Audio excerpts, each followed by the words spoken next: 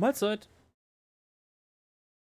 So wie gestern auch, geht's heute direkt wieder weiter, so wie auch gestern. Wir fangen an mit Genshin Impact und es geht danach weiter mit Rainbow. Mensch, wer hätte gedacht. Hallo Katharine. Was geht?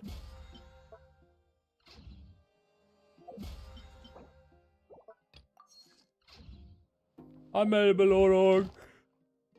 Was ist das von mir? Was für Rechte? Was?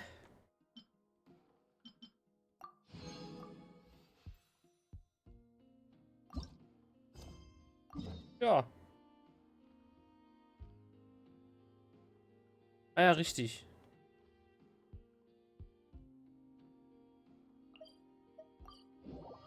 Ich soll ja zum Kuratorium. Moinsen, Morph. Na?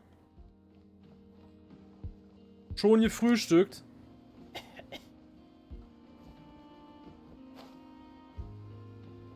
Oder musste noch?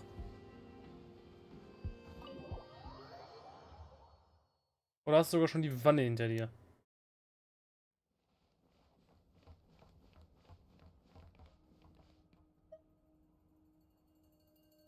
Sonst Nachrichten.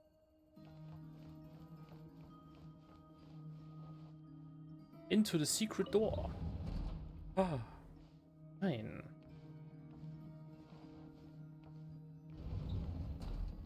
Even follow another secret door. Thank you for waiting. It's okay. We actually used the time to help Dainslift get a room at the hotel. That's very considerate of you. Now, I trust you share my curiosity about Rerir's past, and you seem fairly familiar with Mr. Dainsliff already. Mhm. Das stimmt. Wir kennen uns schon seit einiger Zeit. We spoke at some length after the meeting. He was the one who suggested I should invite you to join this operation. He feels confident that these secrets will be safe with you. Ich komme seit 5 Stunden im Wohnzimmer, dann am Handy und lese im Hintergrund im Hintergrund Netflix laufen. Das schreit nach, nein, du hast noch nicht gefrühstückt, sondern einfach nur den ganzen Tag am Handy verbracht. Hab eine Doku über den Tarnuntergang geguckt. Also halb gehört und fast eine ganze Serie. Irgend so ein Horrorkram. Fertig. Frühstück hast du schon. Ach Mensch. Mal wild gewesen. Frühstück und Abendessen zugleich. Ah! Das war das neue Level von Morpheus. So, ich muss hier eine Sache gerade machen. Yay, Punkte. Jetzt verbind endlich mit dem Kanal, ob du doof bist. Wenn ich den hier machen kann. 2. Ja, genau. Das habe ich natürlich mit Absicht falsch geschrieben. Dane has a lot of faith in us, that's for sure. Auch euch vielen Dank für euer Vertrauen. Likewise. I appreciate that you got right on board without interrogating me about why I invited you. It shows that you trust me to explain everything in due course. That's because we know what you're capable of. We appreciate you too, Nefer. You might have been forced to help in the beginning, but this time, it was your choice. That's one way to put it. Another is this, that once a decision's been made, it's set in stone. After that, my only goal is to see it through. Alright, so here's how it is. I'm going to access Rerir's thoughts again using my confidential method. Now, I'm sure you've seen things like this before on your travels, so you're surely well aware of how dangerous it can be. The reason I've gathered you all here is to ensure my safety during the proceedings. I plan for us to enter the fragment of his consciousness together, and once inside, I will focus on searching for information. Think of this as a diving expedition into someone's brain. If I'm the diver, you are my safety equipment, tasked with keeping me alive while I'm under the surface. Once the ceremony begins, we will all be spying on privileged information. But in the interests of safety, you must remain absolutely silent at all times. We will discuss our observations after the ceremony has concluded. Lastly, any individuals of a weaker constitution are advised not to partake in the ceremony. In any case, Paimon has her own job to do, which requires staying in the room but not joining the ceremony. Neffe hat die Details ihrer Geheimmethode auffällig ausgespart. Ich vermute, ihre Techniken zum Eintauchen des Gehirns sind ein Betriebsgeheimnis. Well, good luck, everyone. Sounds like all Paimon can do is cross her fingers and root for you guys. There's a little more to it than that. I was being serious when I said you have a job to do. While the rest of us are inside Rerir's mind, it's imperative that we have a team member on the outside. In the event that something goes wrong, you will be our first responder. I don't anticipate any issues, but the extra level of safety will be greatly appreciated. I second that. This is a dangerous operation here, and you're our whole rescue team. That's pretty much the most important job in the crew. So, Paimon's like the lifeguard? Yeah, that makes sense. All right, got it. Good. Please, take a seat. We'll get started momentarily. PowerPoints, Alter. Sind wir jetzt plötzlich bei Präsentationen, Morph? So, did Mr. Dainsleif tell you anything else? He told me that he believes Rerir kept some big secrets in his life. He's not sure that they were the cause of his eventual downfall, but he's asked me to uncover what those secrets were all the same. But surely you're not planning to go through with this, no matter the cost. If you think that, you'd be overestimating me. I'm a businesswoman, not a mercenary. But I do have my own professional reasons for taking this job. You think I'd turn down the opportunity to get a first-hand glimpse into Conrian history? No chance. Well, as long as you don't let morbid curiosity get in the way of safety concerns, we're good. We'll do whatever we can to help you. You're such a killjoy. Sie hat Räucherstäbchen, Kerzen. Es fühlt sich fast wie ein Beschwörungsritual an. Scheint, dass Neffe immer noch nicht bereit ist, ihre Geschäftsgeheimnisse preiszugeben, aber jetzt ist nicht gerade der richtige Moment, um nachzuhaken. Sie einen Schachkasten auf dem. Könnte das etwas mit ihren Methoden zur Informationsbeschaffung zu tun haben? All right, I'm good to go. All set over here too. Ich bin auch ready. Promise, Paimon, you'll be extra careful. Abgemacht. All right. Let your whole body relax. We're about to begin. Close your eyes.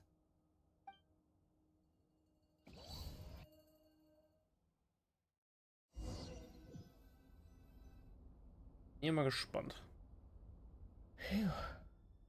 Could this be his office? Pretty standard setup. Bookshelves, paperwork, files. According to Dainsleif, Rerir used to be an intelligence operative.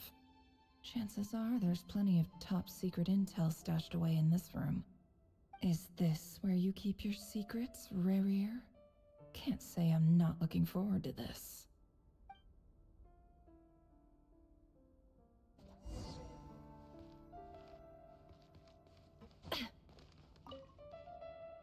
Bookshelves full of documents. Looks like these are all files, packed with the personal details of individual Conrians. The Crimson Moon dynasty preceded the eclipse. Since Rerir worked as a secret agent during the latter, it stands to reason that he was tasked with purging remnants of the old dynasty. Yep, lines up exactly with what Dainsleif told me.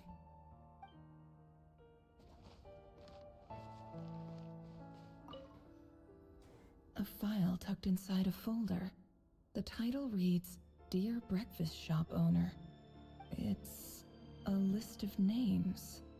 But at this stage, I have no idea who any of them even are.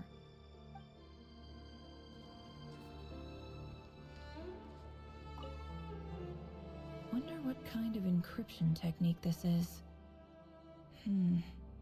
Seems like it has to be inserted into that camouflage device nearby. Aha! It's an audio recording. Please, hear me out.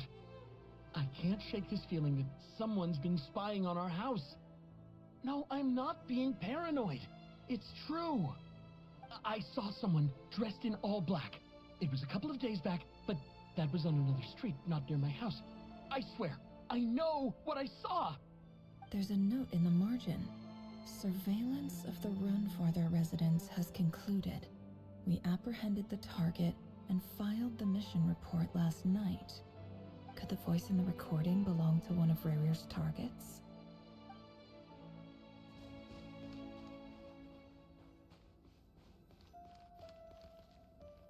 He looks even gloomier than last time. I wonder what's changed.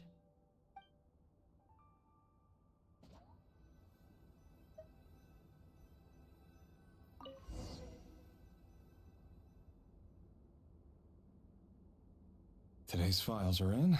Time to wade through them just like usual.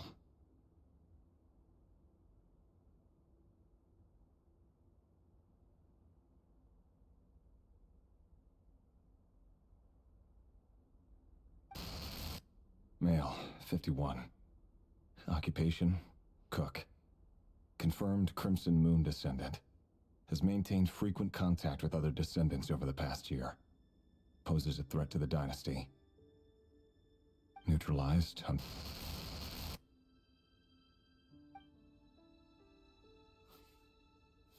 This one should be archived under purged targets.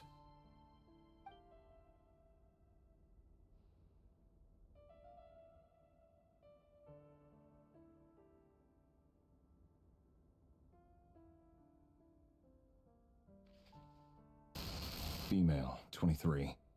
Occupation, office clerk. Confirmed Crimson Moon descendant. Has maintained frequent contact with other descendants over the past year. Poses a threat to the dynasty.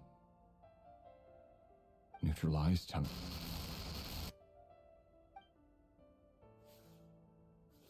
Another one for purged targets. Sounds like she was that other man's daughter. Never mind. What's it got to do with me?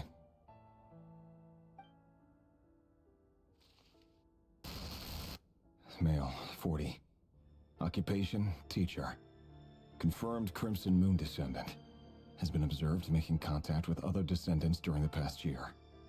Poses a threat to the dynasty. Neutralized on... Just another nobody for the archive. Come to think of it, I remember surveilling this man. A case like his never would have been considered a priority in the past. Huh. He barely even interacted with other Crimson Moon descendants.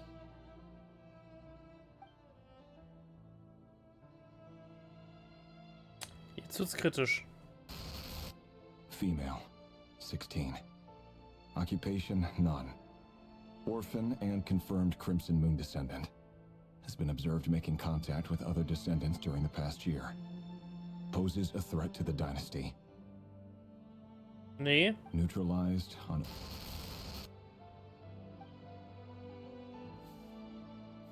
Filed. I have no recollection of this girl. None whatsoever. She doesn't seem to be anyone important, but then again, how many of them really are?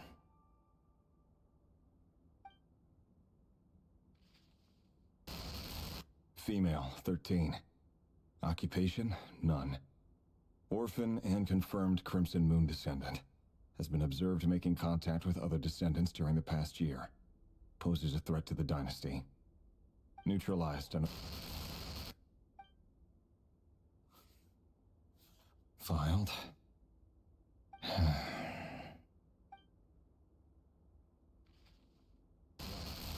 Male, 11. Occupation, none.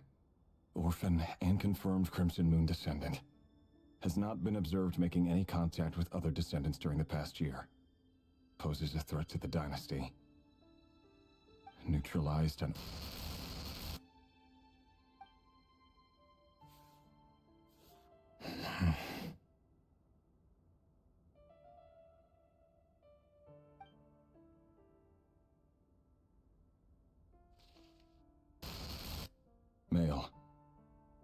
6. Occupation, none. Orphan and confirmed Crimson Moon descendant. Poses a threat to the dynasty.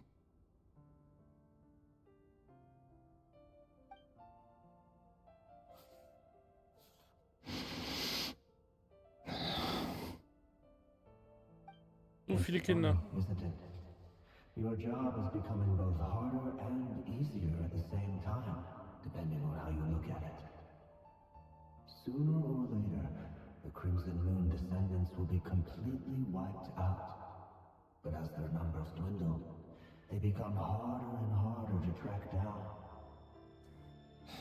That's not how it is. Fortunately, however, most of the able-bodied adults have already been taken care of. The remaining weaklings will be increasingly easy to deal with. No! No. My job is to ensure the survival of the Eclipse Dynasty. And the only way to do that is by eliminating any and all potential threats. It's a perfectly legitimate line of work. Every single one of my colleagues can attest to my fairness. And if my friends were aware of the facts, I know they'd back me up too. Assuming, of course, that they were aware of all the facts. Ja, ne? He looks even gloomier than last time. I wonder what's changed.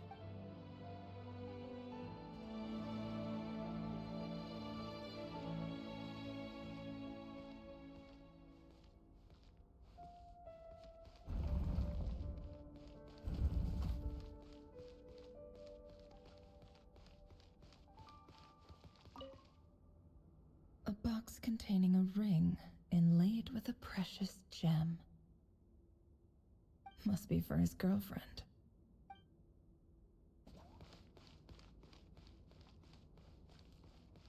That's romantic, when you wow. Aww.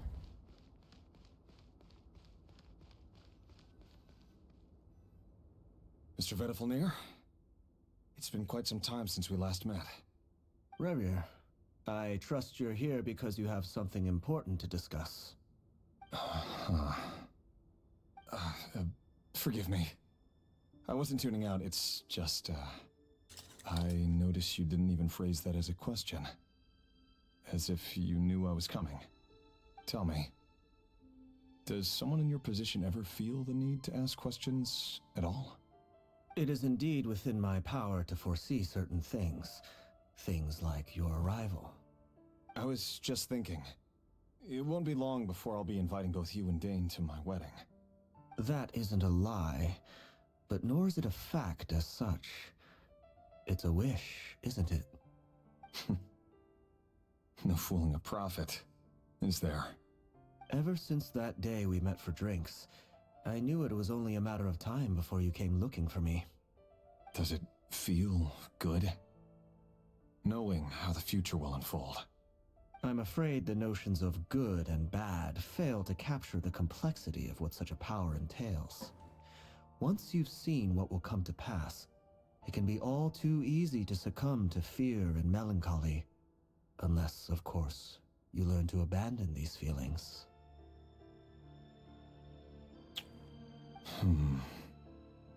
You fear my silence, and long to hear the words I left unspoken that day.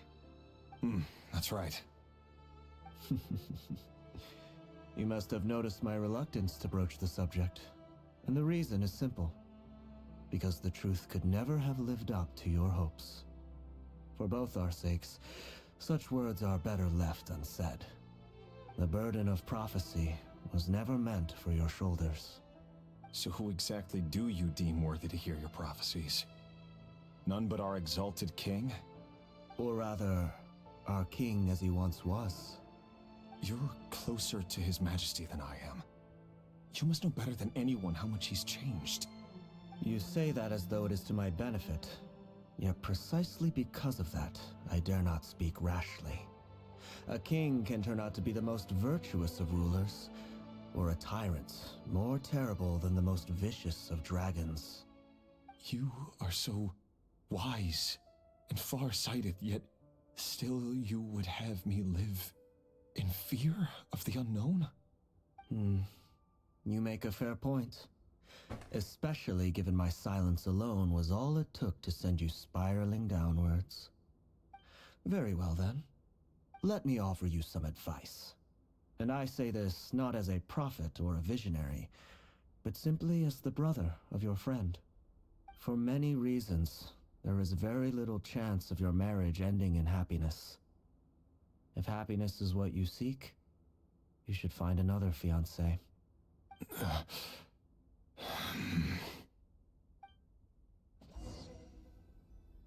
Hold on. There's that same black fog again. Could this memory belong to Thelindis? Guess I'd better tread carefully.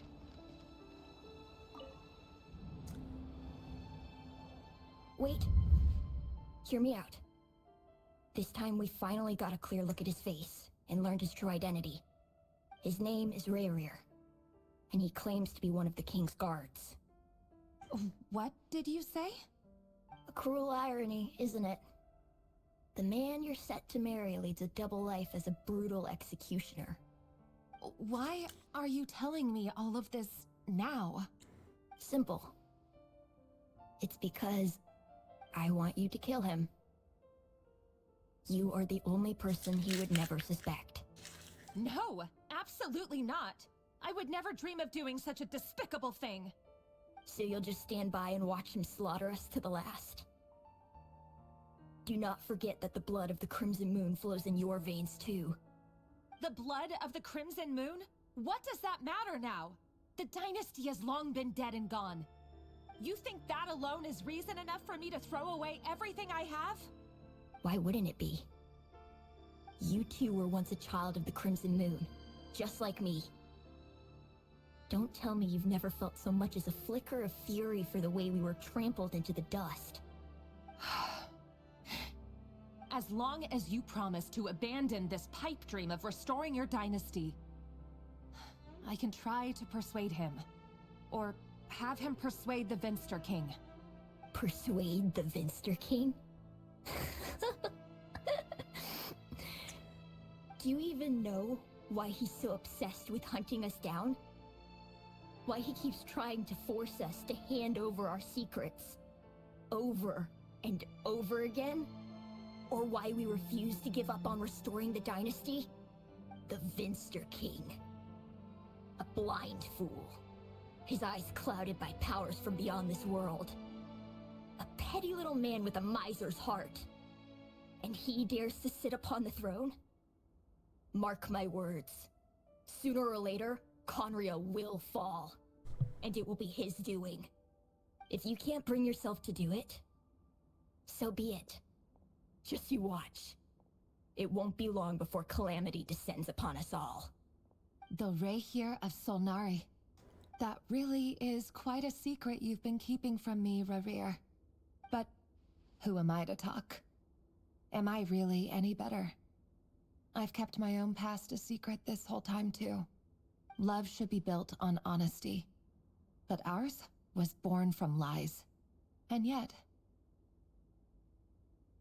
is it really so wrong to hide things that would only make life harder? If we don't cover up the parts that no one else should see, how can we go on pretending to be normal? Vedifulnir must have known all this. And that's why he made his prophecy.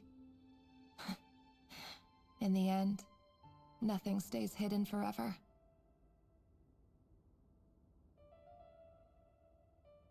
But I won't just sit by and watch this disaster unfold.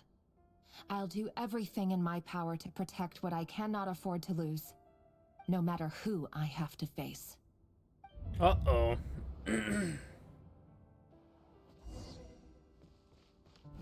Huh? Was that Rerir who just walked past the window? Doesn't it give you the chills that he still takes the same road to work every day? As if nothing ever happened.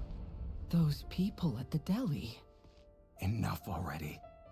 They're clearly pretty taken by their own disguises, so just smile and play along. Pull the rug from under beasts like that, and you'll risk having your throat torn out. Deli. Oh. They're talking about those people from the opposition. Right. I'd almost forgotten they used to run a deli. People of no consequence always vanish so easily. And no one even remembers them.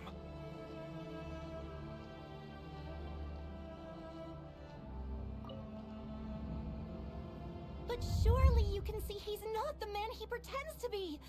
So many have died already, and they say that the king's madness grows with each passing day.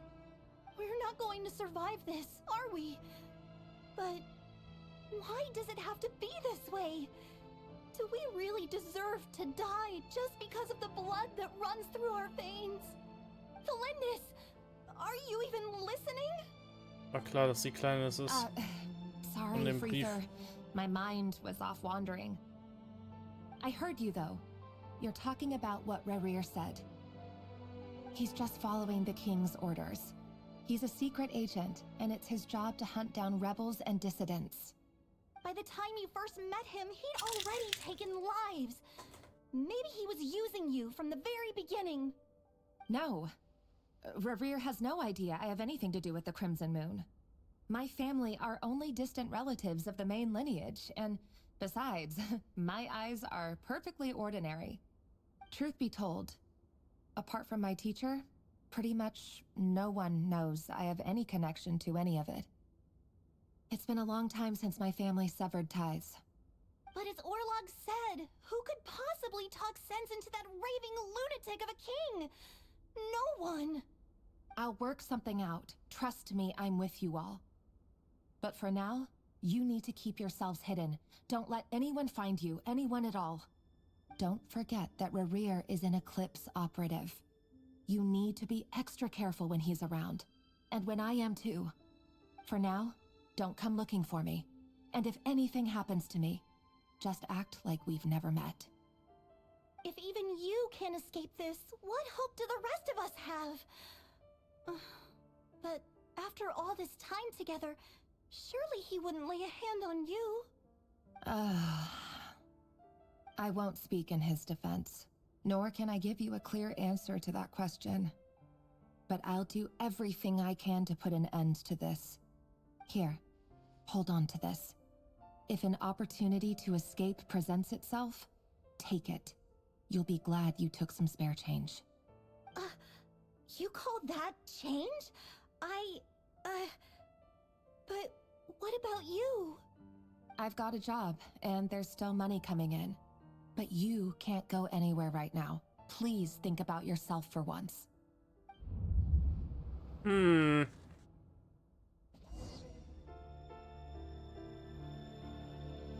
Ja, nichts daran, dass sie trotzdem hochgenommen wurde.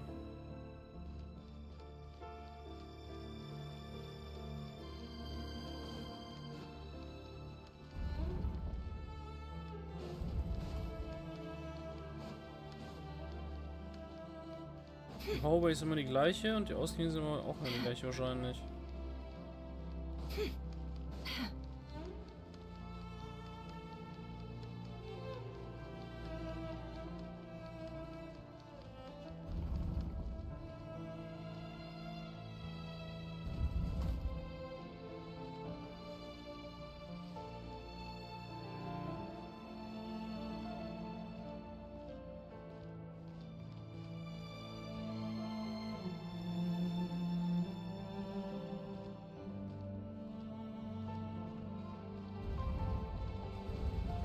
Another day, another round of assassination training. Training ground is just beyond this hidden passageway. When you kill a person, doesn't it bother you when you end up covered in their blood? Why would it? Aren't we all just walking blood bags? But not everyone is accustomed to hunting down others like prey. You've been a hunter for so long now, you seem to have forgotten that most people don't just go around killing one another. Leave me alone.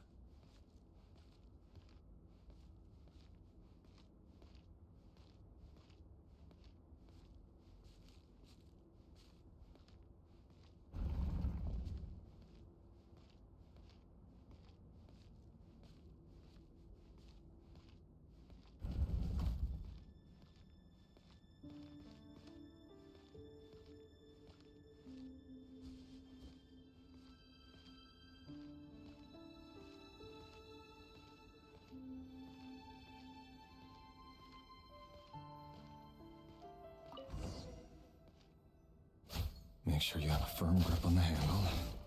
Then choose your angle well. Keep your movements light and brisk. And the prey won't sense a thing. I doubt that. I'll bet no one's ever died a quiet death at your hands. I work clean. No traces.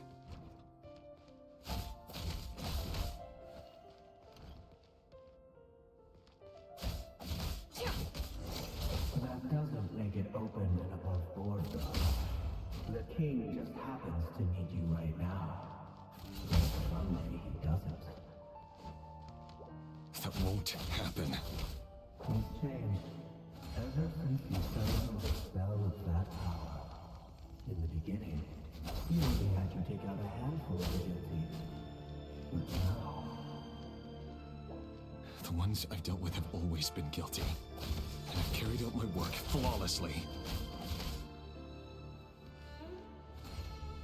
No more lies.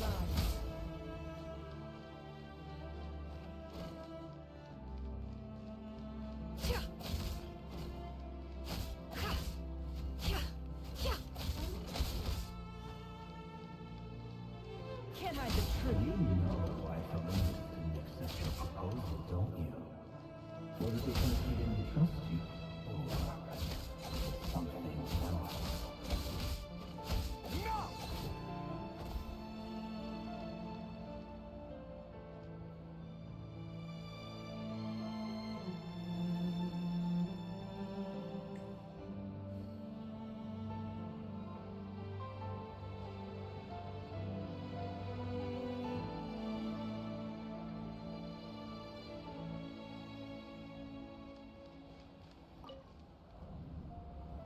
Delindis, do you still remember Orlog? Orlog. The boy who was pretending to sell flowers. You spoke for quite a while, didn't you? Yes, we did. What about him? He was arrested 2 days ago. Chances are he's already dead. He... I just don't get it!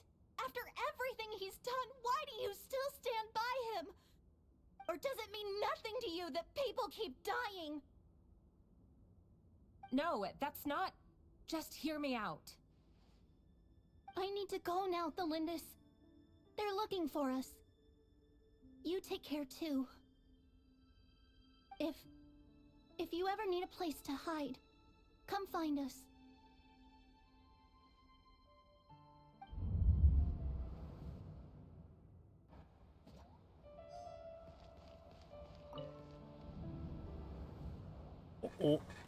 Author Thelindis.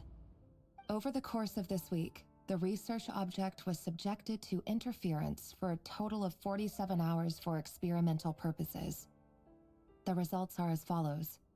All subjects of observation that were sent inside have now...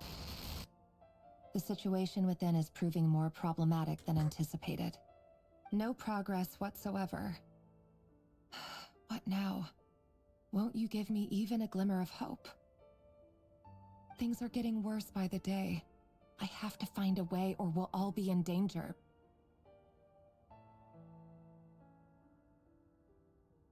But I... If all this research comes to nothing, what then? Sooner or later, it'll be my neck on the line. But could he really bring himself to kill me? No. Surely he wouldn't have the heart.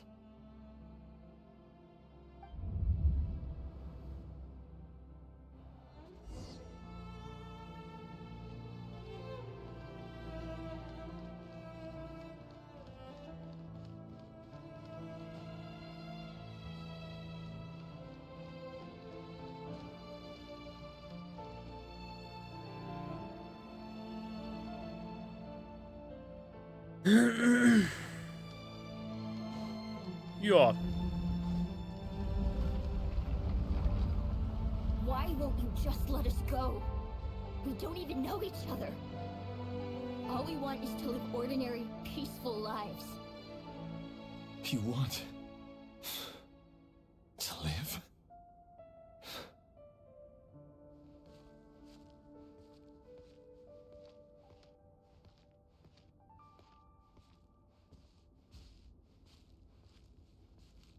Yes.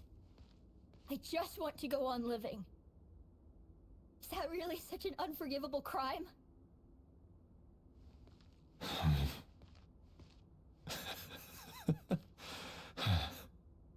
You want to go on living. I want to keep living too. To keep living forever. That's why I have no choice but to continue on the path I'm on. If only some savior would suddenly swoop down and change the way the world is. Too bad that's not going to happen.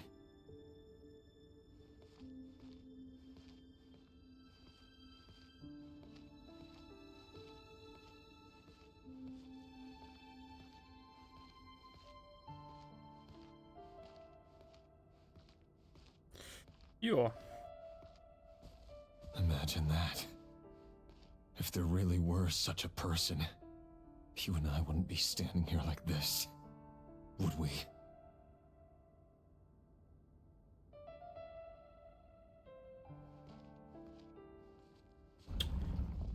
Der plötzliche 180.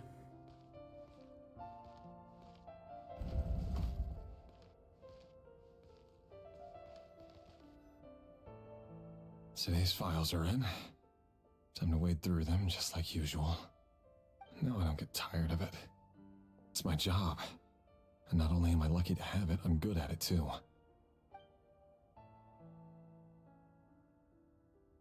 Huh. Wait. That's... Thalindis? No. No! Why? But you bear no mark of the Crimson Moon. How could you possibly have anything to do with them? It cannot be. A diluted bloodline. Carefully concealed. I see it now. You've been living in the shadows just like me. What a fool I've been. Numbing myself with talk of justice. Even imagining my friends would back me up. But in the end, Irminsul. Finster King! How far are you going to take this? From the direct bloodline to secondary offshoots? And then what? Today it's the descendants of the Crimson Moon. Who will it be tomorrow? Will you not rest until everyone down here is dead? No. This cannot go on. This is where it ends.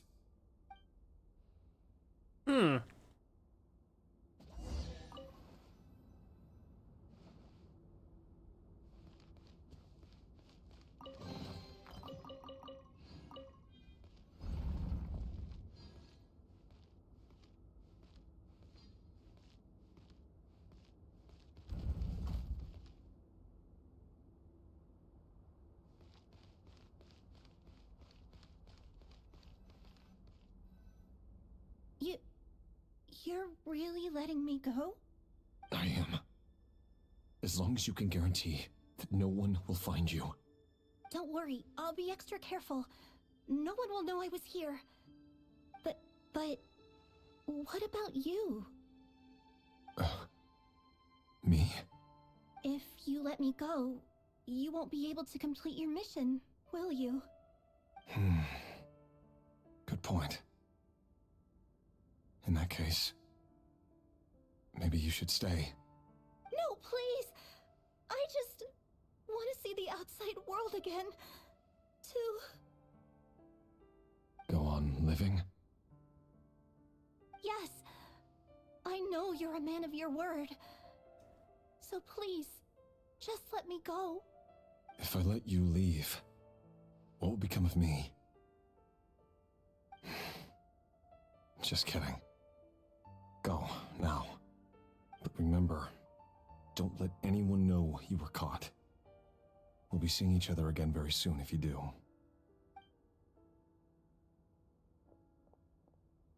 Even shadows in the dark must live by a code. But you can't save everyone.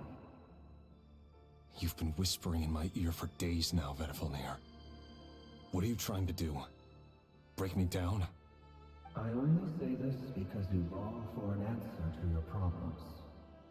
Let her go, Rerir, or you risk losing everything. I will not abandon Thelindis. Then you'll need a little more vigilance and a lot more power. The world is changing, Rerir.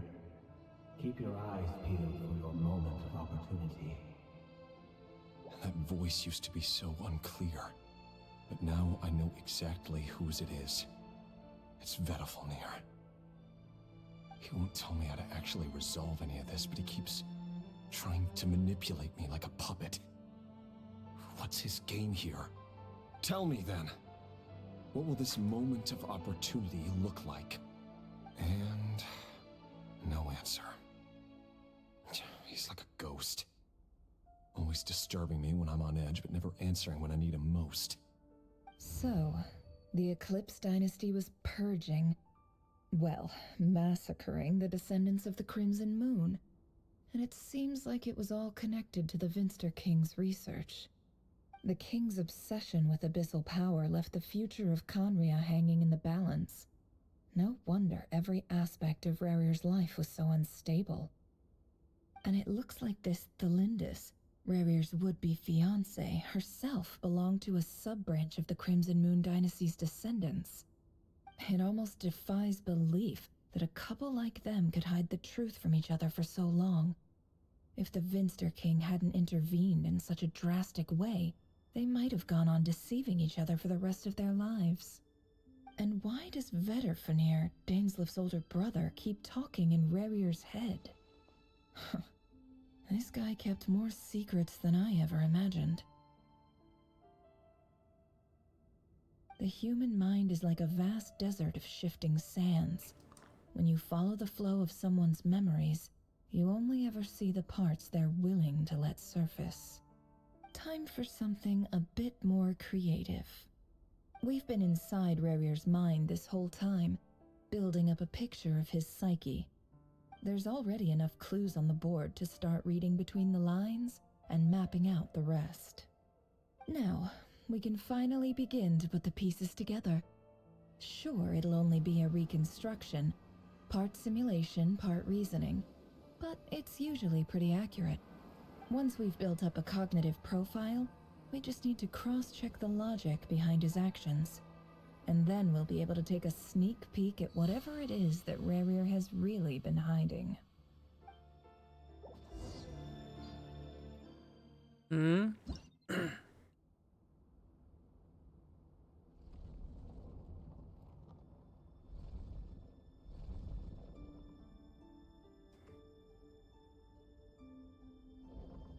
Rerir, are you there?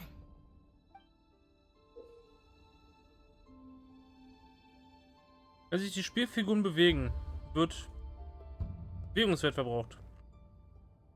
Ist der Bewegungswert aufgebraucht, kehrst du zu deinem letzten Speicherpunkt zurück.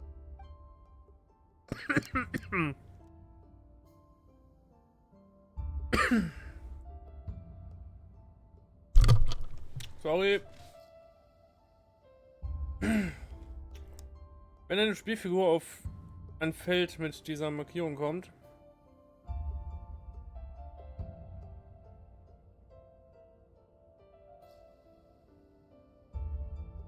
erhältst du den entsprechenden Bewegungswert und das Feld wird als neuer Speicherpunkt festgelegt. Okay.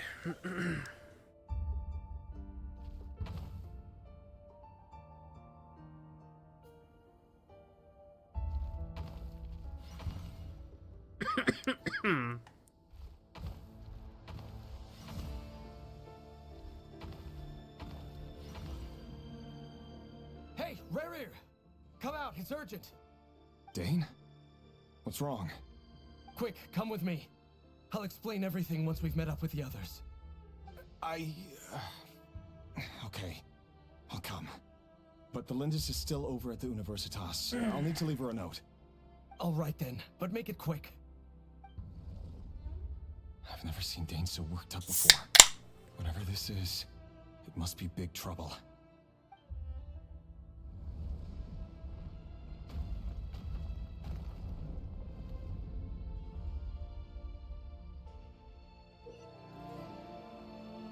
Nutze die Felder mit markierte Richtungen, um deine Spielfigur in die entsprechende Richtung zu bewegen, ohne Bewegungswert zu verbrauchen.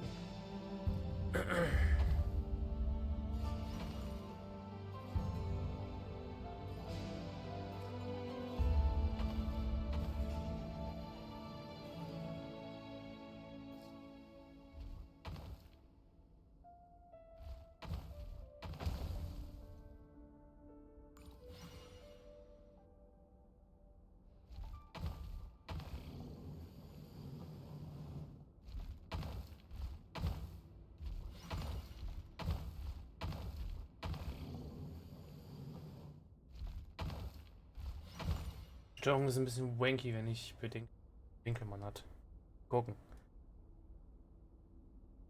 Could become confused. Well, this is a nice change. Meeting all at this hour.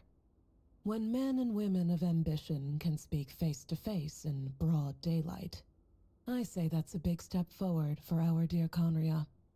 Don't be ridiculous. We do not fear the day. Why would we seek refuge in the night? You might ask your blade that same question. I'm told it prefers the cover of darkness. The word on the street is that Sir Delogi only strikes when he has an unfair advantage. But that is patently false. I see you're missing an arm and a leg.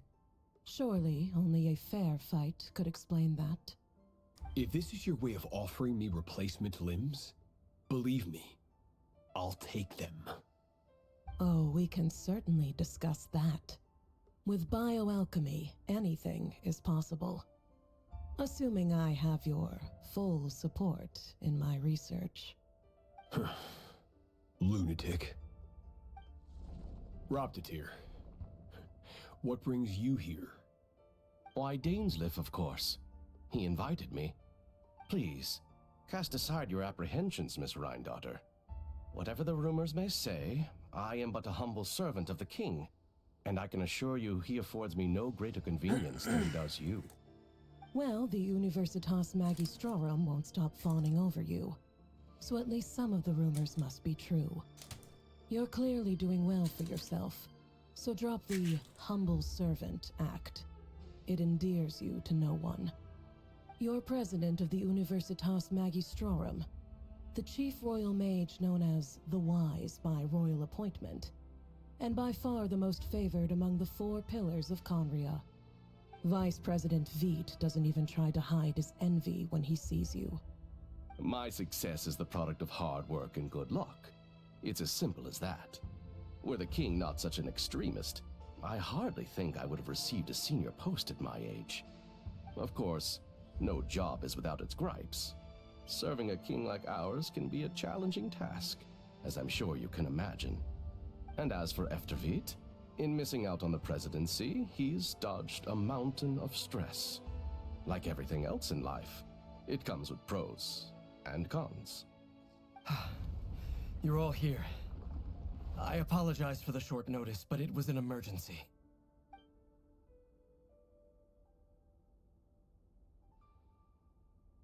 You must be Rerir. Mr. Sertologi. Yes, I handled your case file during your sentencing. Nothing personal, of course. I'm pleasantly surprised that you remember me. You're clearly a person of substance if you've been invited here. But Dainsleif, you'd better have a very good reason for convening this little gathering. It's my brother, Vedafenir. After he spoke at the court this morning, the king was so infuriated by his words that he had him blinded in both eyes and thrown in prison. Vedafenir in prison? Strange. I thought the king trusted him and Horoptatir more than anyone else in the world. Does this mean the king's circle of trust just got even smaller? It has nothing to do with trust. It's about what the king wants, which is as clear as day to anyone paying attention. I simply appease him, because it's in the best interests of the Universitas Magistrorum. And also because you're slimy. Vedafilnir, perhaps less so. But still, a visionless visionary? It rather inclines me to think that qualifications are not what get you ahead in Conria. Do you honestly think this is an important discussion to be having right now? Dane, what are you planning to do? Rescue Vedafilnir, I assume. Correct. It will mean storming the palace by force. Tonight. I need all of you on my side. That's far too dangerous. And don't forget, Dainsleif, you're captain of the Royal Guard. You swore an oath to the throne. Hmm? You've been planning this for a while, haven't you?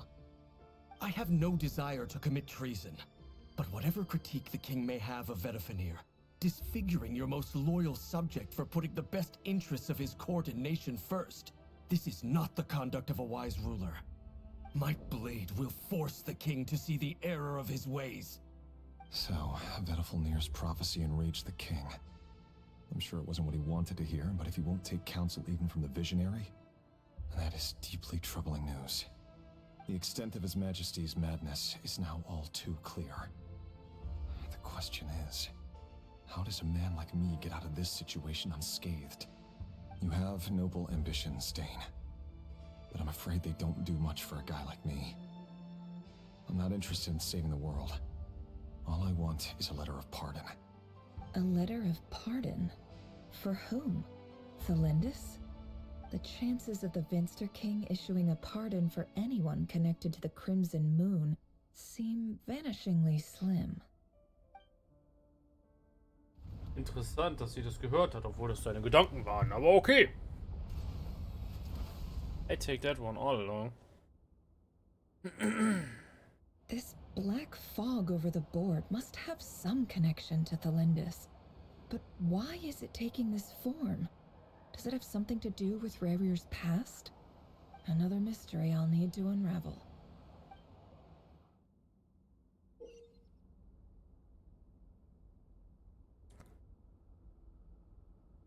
Durch Verbrauchen des markierten Bewegungswerts kannst du gegnerische Spielfiguren besiegen. Damit deine Spielfigur angreifen kann, muss der Bewegungswert deiner Spielfigur größer als der zum Besiegen des der gegnerischen Spielfigur erforderlichen Verbrauchs sein. Okay.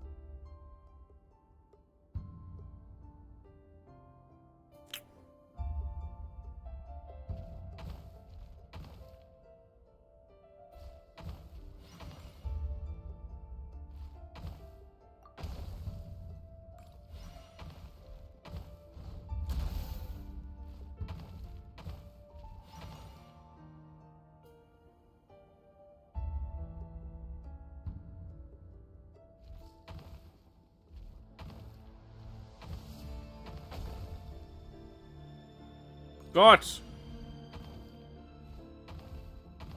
Die Steuerung ist lästig.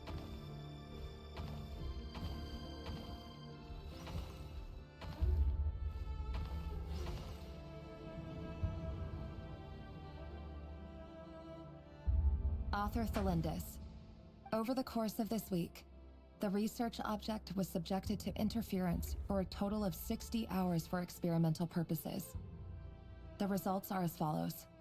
Research dating back to the Crimson Moon Dynasty has established 2 points regarding Moon Marrow. Firstly, its origins have something to do with a god's power. Secondly, it serves as a portal to an as-yet indeterminate location. Moon Marrow can thus be defined as a spatial gateway. However, there are a number of hurdles to overcome before we can answer the question of where it leads to. To start with, opening the gateway requires a specific power source, which the relevant literature indicates. An enormous amount of power is then required to keep the gate open. Currently, the total power output of our instruments remains in the single digits.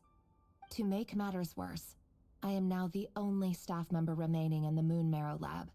The Universitas Magistrorum recently decided to move most of its personnel into abyssal energy research, which has stymied all Crimson Moon-related projects. This is not a wise move. I've always maintained that placing all our hopes in a single source of power is risky, especially one as poorly understood as this. As well as making ourselves overly reliant on a single resource, we are neglecting other promising technologies. I apologize if this comes across as disrespectful. But as a Moon Marrow researcher, I desperately want to see the world beyond the gateway. If we really made it there one day, what would we find? And how would we go about taming the unknown? My imagination is endlessly fueled by questions such as these.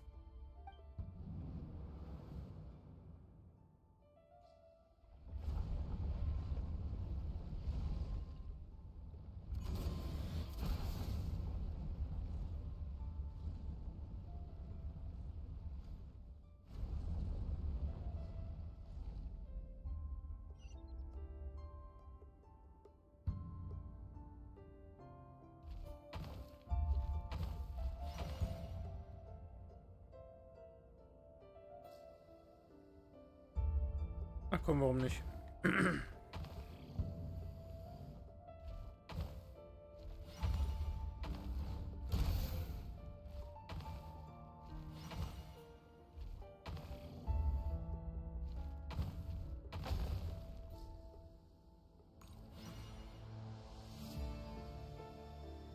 Okay, der Weg funktioniert schon mal nicht.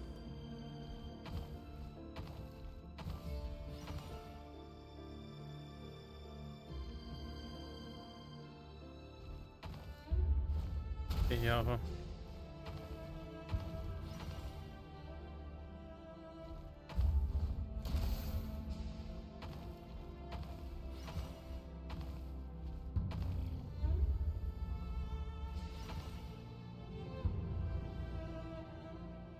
This is for you. I heard you're gonna leave the city with your parents. Valindis, did you hear about what happened? I've heard nothing. Rerir got back very late last Friday, and he was acting a little unusual, but he slept pretty well, so I'm guessing whatever he did was a good deed.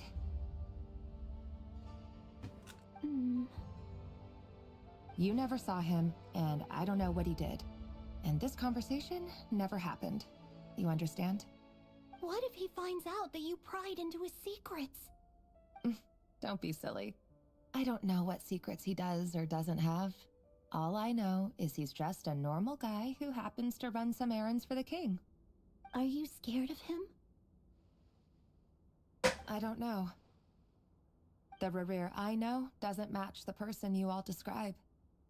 Logically, I should be scared of him. And yet, I don't want to lose him.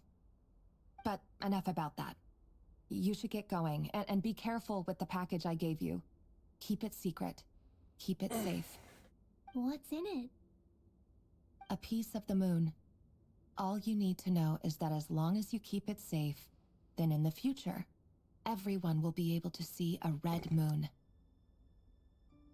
A red moon? You mean our moon? That's right. Our moon. Promise me you'll look after it. I promise, Valindis. The Crimson Moon bloodline will never die out. Its light, the color of blood, will become like a fire that flows in our veins, no matter how long it takes.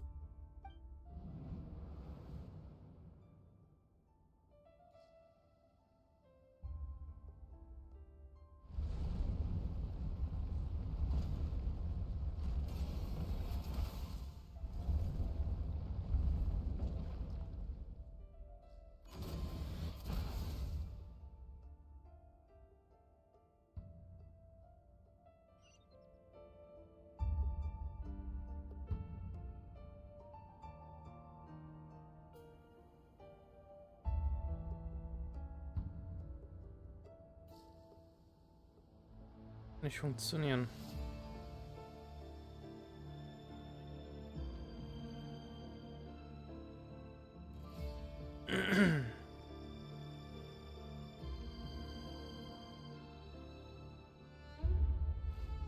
Echt doch.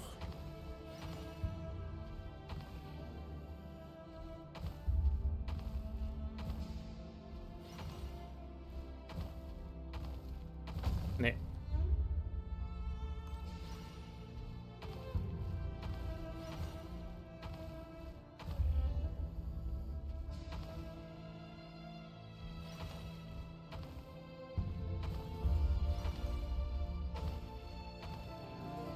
Ach, scheiße, geht schon wieder die Route mit dem Dreier. Kann ja nicht funktionieren. Hab auch vorhin schon gelernt, dass es nicht geht.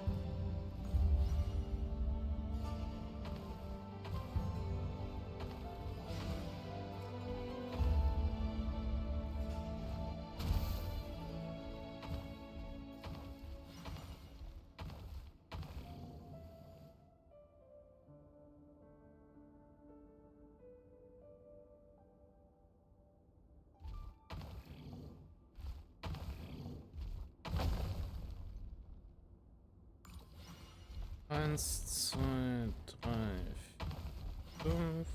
1, 2, 3, 4. And now it becomes interesting. Hurry, everyone, and stick to the plan. Sir Dainsleif, what are you? Is this treason? You know what happens to those who betray the throne. Please, don't do this! It is the king himself who has betrayed the throne. He has betrayed all of Conria.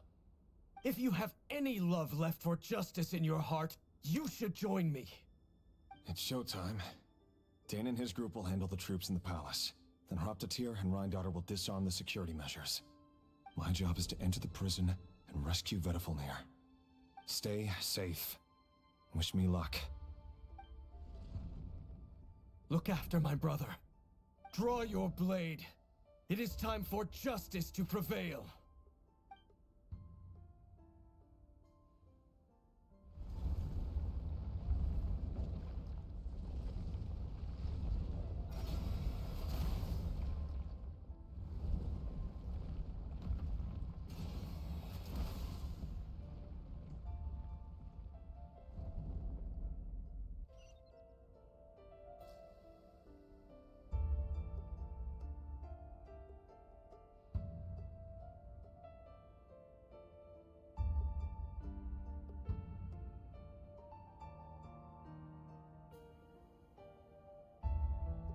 Mhm.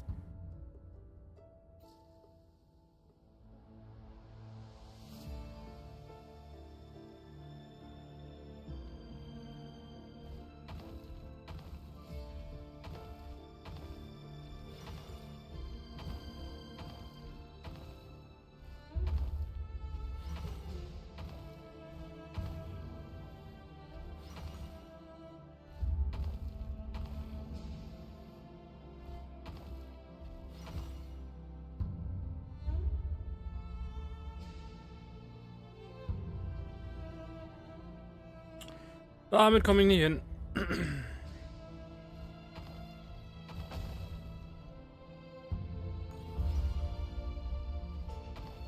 Zwei, drei, vier. Ausschlachten.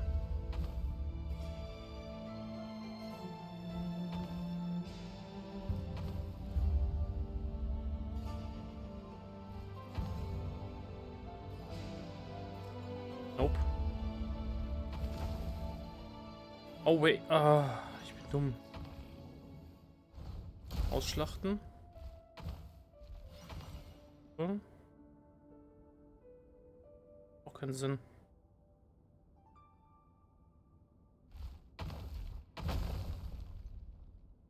Achso, ich muss die Dinge weiterräumen und dann kann ich... Oh. Ja, gut, das wusste ich bisher noch nicht.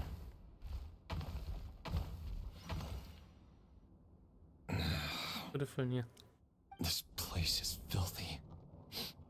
And the smell is abominable. Clearly, the king doesn't allow his prisoners a single shred of dignity. This is dire. Found you. Hello, Mr. Vedafilnir. Ah, it's you. Surprised? Oh, wait. I guess surprise isn't an emotion that prophets feel very often. I certainly felt some surprise in the moment when I was blinded. Surprise at the king's sheer ignorance. Surprise at just how unfairly this world responds to words of earnest remonstration. I'm curious. What did you prophesize this time? It wasn't a prophecy. It was a word of warning. Someone had to say it. The king has forsaken all reason in pursuit of his obsessions. I simply told him that if he continues on this path, Khaenri'ah will surely fall. But he didn't listen. Worse still, he stabbed you in both eyes and locked you away. Dane asked for my help. The court is in complete chaos now, but I'm sure you predicted that. Everything is transpiring as I foresaw, yet I am powerless to change it. Fate is an immutable force. I can but lament as the inevitable unfolds. I do wonder whether giving a man the power to see the future does nothing more for him than slowly crush his spirit. Forgive my curtness, Vedafilnir, but the king did not suddenly turn on you today. His suspicions have been brewing for a long time. You can't have wisdom beyond the reach of your fellow man without attracting his fear and suspicion. There are things the king does not want to see. So, he doesn't want you having visions of them either. He blinded you because he thought this would make the visions stop. He wasn't entirely wrong. I did indeed lose my power to see the future. Right up until... Until what? Just now. I believe I saw something new. Well, tonight could go a lot of different ways. 5 of us banded together to storm the palace, also we could rescue you. This will go down as the most tumultuous day in Khaenri'ah history. I sense hatred in you, but also hope. A desperate hope that with the tyrant deposed, that will be the end of the story. But this is not the end. It is the beginning of a new chapter in a whole new story. There are many men of honor and courage in this world, Rerir. But you are not one of them. You're not here for justice, are you? You're here for yourself. Is that a dagger? Interesting. Why not the polearm? It was always your weapon of choice. With your abilities, I don't doubt that you were able to recover some of your sight. But I also doubt that you want to make an enemy of me right now. Of course not. We're on the same side, aren't we? We could be. But I need you to be honest with me, Vedafilnir. At this point, you're my only hope for the future. You mean your future? With your beloved, Felindis? Yes. And I know there are bigger things at stake here. A dynasty, a nation, maybe the entire world. But forgive me, I care first and foremost about myself. I can't abandon the one I love to save myself. I just can't do it. But you see a broader picture of the future than I. You see the solutions to the biggest problems of our age. So tell me, what is my solution? What's the answer? In matters of fate, answers are either right or wrong. What will be and what will not. Maybe you are willing to pay a certain price in the pursuit of happiness, but unfortunately, fate does not negotiate. That is the cruelest thing about fate. It is unmoved by your sacrifices. That can't be true. I know it's your voice that I keep hearing in my head, urging me to see how the world is changing, to seek more power, so I can protect the things I love. You show me disaster, but you won't show me how to avoid it? Why? Why are you doing all this? My voice. In your head.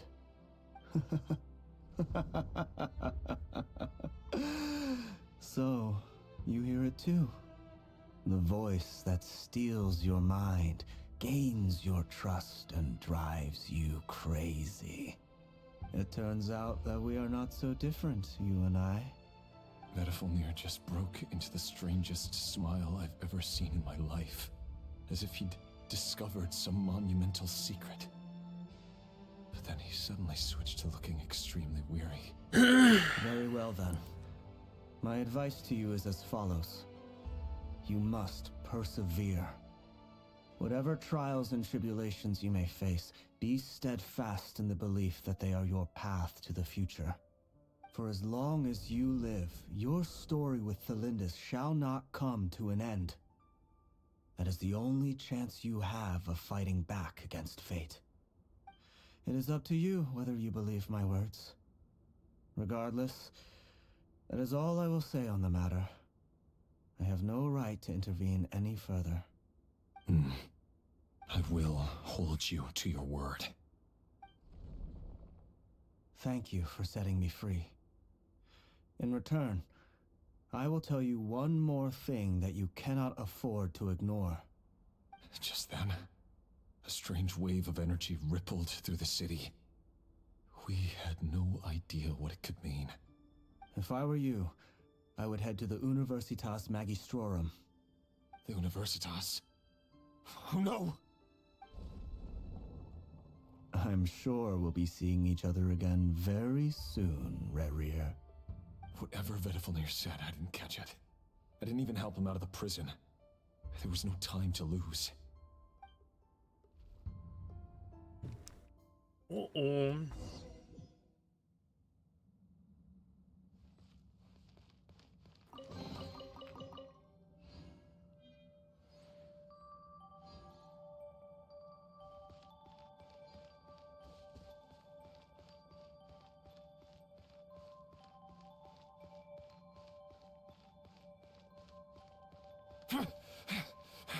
Monsters?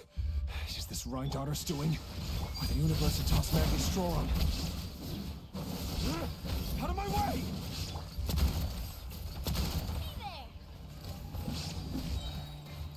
Strike a pose! It all adds up.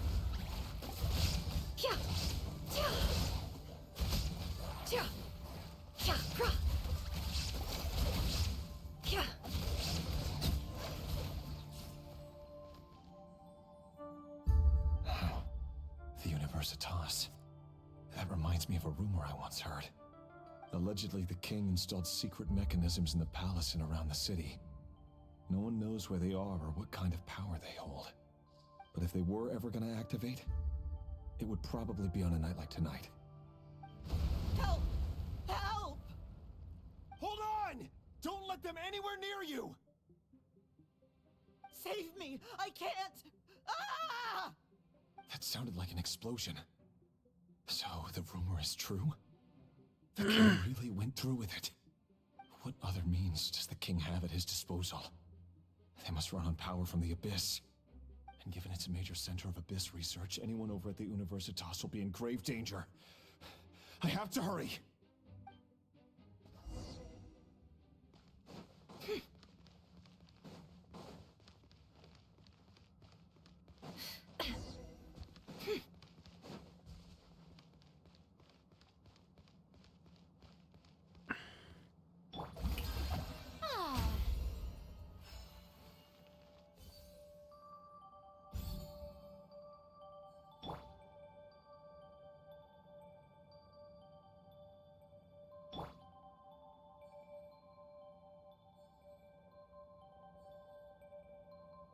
There is no escape.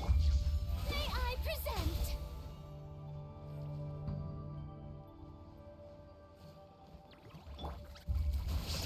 Can't hide the truth.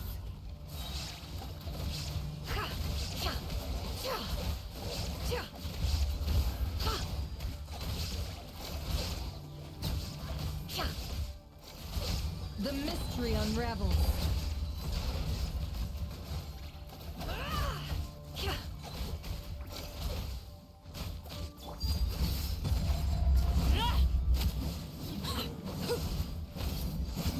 Witness my rise.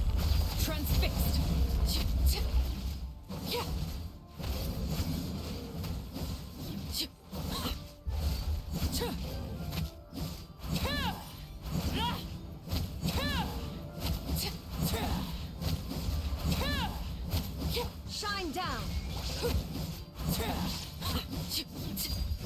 Overruled.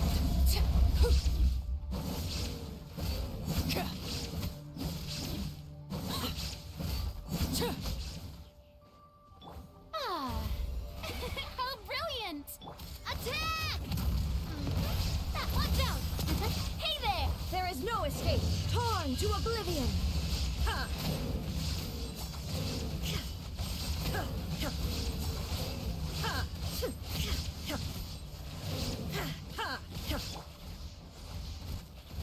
May I present? Let the world collide! The riddle remains unsolved. No, not me, too.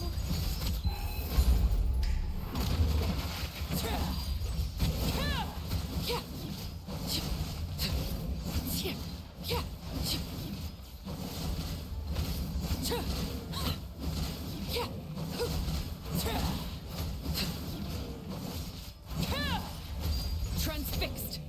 Illusion shattered.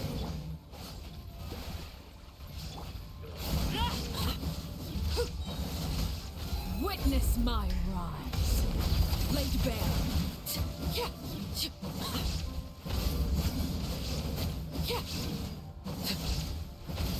Sterbt endlich, ihr scheiß Wölfe. Meine Fresse.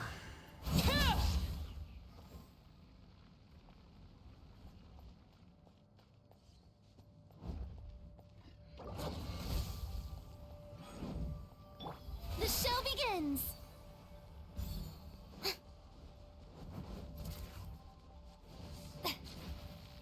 Overruled.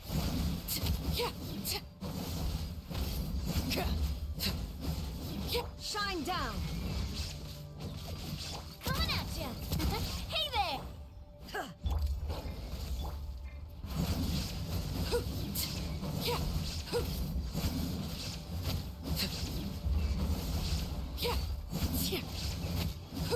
Laid bare.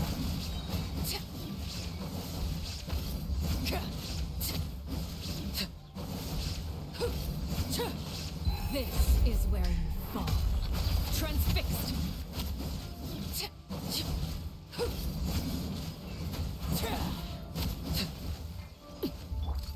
Hey there! May I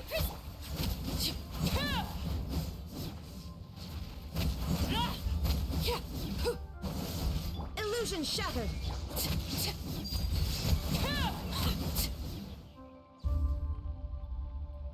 Ihr Viechers seid keine Gegner für mich.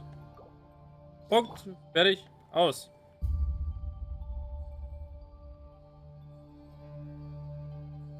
Auch wenn die sich echt lange halten, die Mistviecher. Aber gut, die sind noch kacke tanky. Waren sie schon immer, werden sie auch immer bleiben. Ja, so ist das.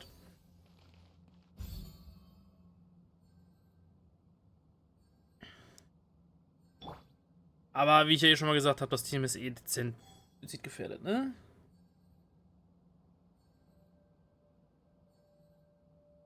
Mega. Sind aber auch immer wieder neue Sachen, wa?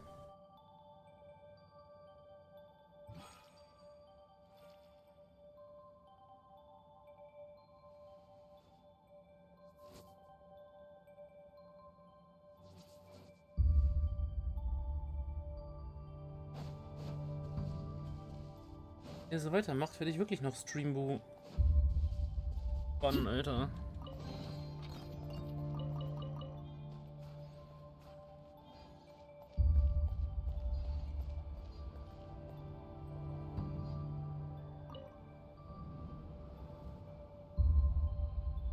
Monsters at the Universitas Magistrorum? Why now?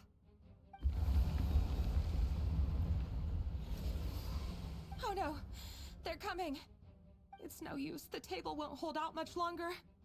The weapons. Where are the weapons? Of course.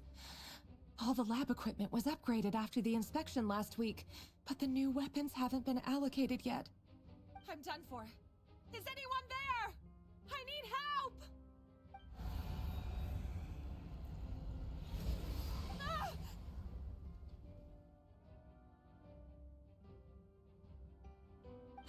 Stay back! Please stay back! Please!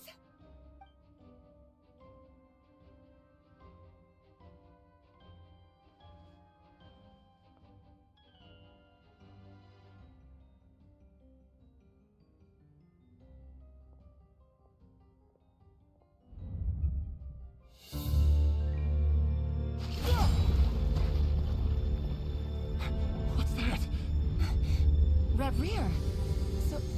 So the rumors about your work are true. What? No! Listen, something happened at the palace tonight. We have to leave!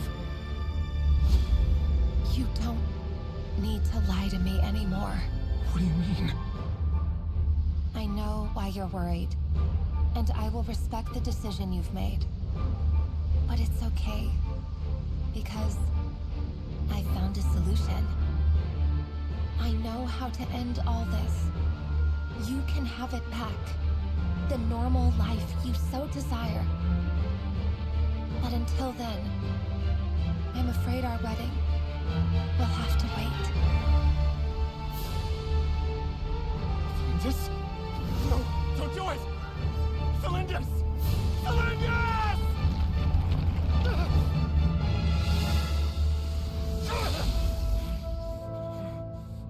I told you, Rerir. Let her go. You will find someone better. No! No, I won't do it! I have to save her!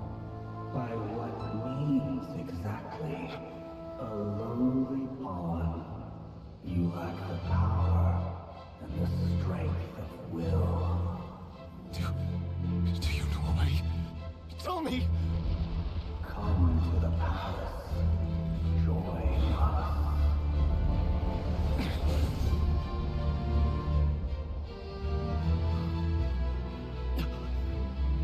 Rerir, thank goodness we... Step forth and take your share. You made it. Not you too.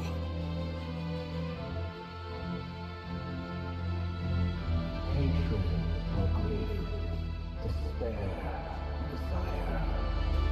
We all have our own.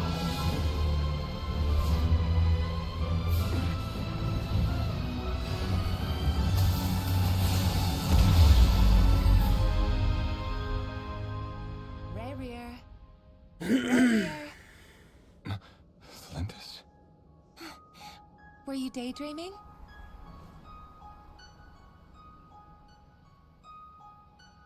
You still remember, Rerir? That question you asked me a couple of weeks ago? Oh.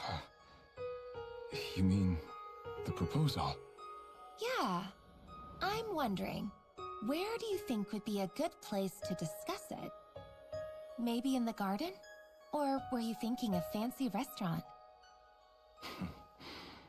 It's your choice.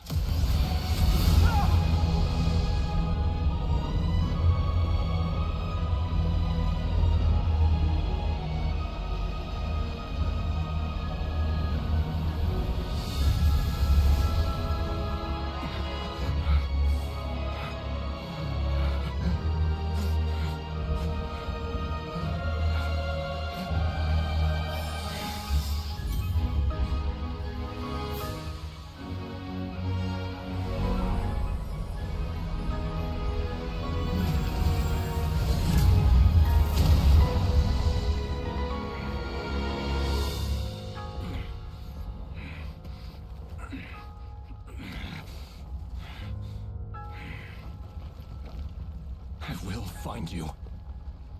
And then, you can give me your answer.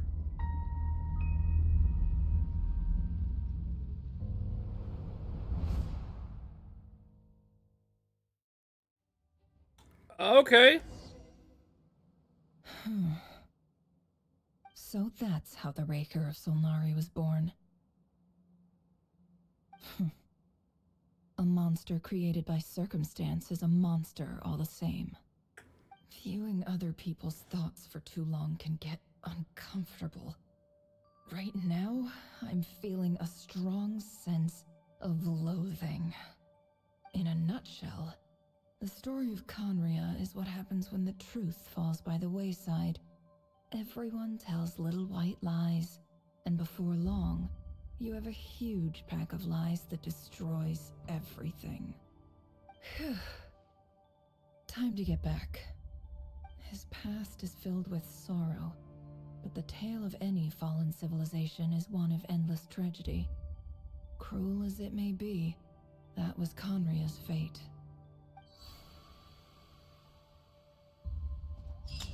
Ja. Bild, würde ich mal sagen.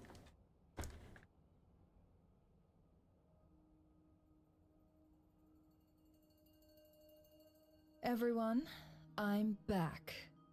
Can I get a standing ovation? Never! How are you holding up? Feeling okay? She's fine. Boss is a pro. Yes, I'm fine.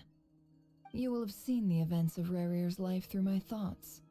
It's now clear that he is just a regular nobody, driven by personal tragedy, as he said himself. I mostly agree. There's only so much we can know about him from his memories alone, but they did give us a clear glimpse into his life in Conria. However, I would not consider Rerir to be a nobody. He was deeply involved in the events of that era. Yet, when the catastrophe of a generation strikes, nobody is safe. Sounds to me like you're speaking in riddles again. Is this you urging me not to abandon the people of Nodcry in their hour of need? That's not what I meant. Although I do hope you choose to remain a part of the plan. Without you, the mission ahead will be all but impossible. Then try to remember that I respond better to the carrot than the stick. And I don't appreciate being bossed around. Now, as for you, Missy, you were excellent. You stuck to the rules of the ceremony and kept your mouth shut the entire time. Bravo. Cool. So, can you fill me in on the deets now? Most of what I saw went right over my head. Patience. You'll hear the whole story, don't you worry. But let's meet up with the others first.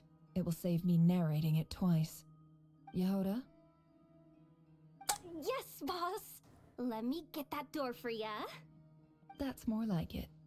For a moment there, I was worried you'd forgotten about the first clause of your employment contract. Forgive my curiosity, but what does the first clause say? It says I gotta do the annoying stuff that boss is too lazy to do for herself. Like opening the door, pouring the tea, yada yada. Is that right? If something is in the contract, it's because she willingly agreed to it. Rest assured that the Curatorium abides by the very strictest of labor policies. You don't seriously think I'm cruel enough to treat her like my slave? In any case, I've hardly shied away from my share of the work today. Hope I don't catch Flintz and Varka lounging about in their chairs, enjoying a leisurely cup of tea. There's nothing I dislike more than other people enjoying themselves while I'm hard at work.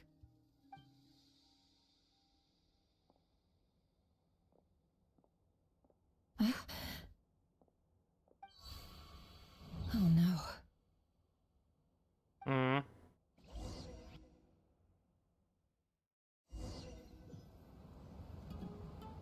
Sorry to disturb you, but we seem to have run into some trouble. Evidently so. Don't worry, I'm not about to leave you to fend for yourselves. I'm not that kind of boss. And it would go against the Curatorium's labor policy. I'm sorry? What did you hear me say? I wasn't talking about labor policy. Wait. How long have I been standing here? Not long. You just appeared by the door a moment ago.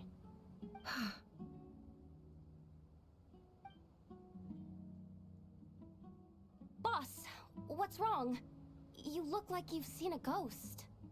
We've been tricked. We never left at all. Somehow I hallucinated that whole scene back inside the office. Hallucinated? But how?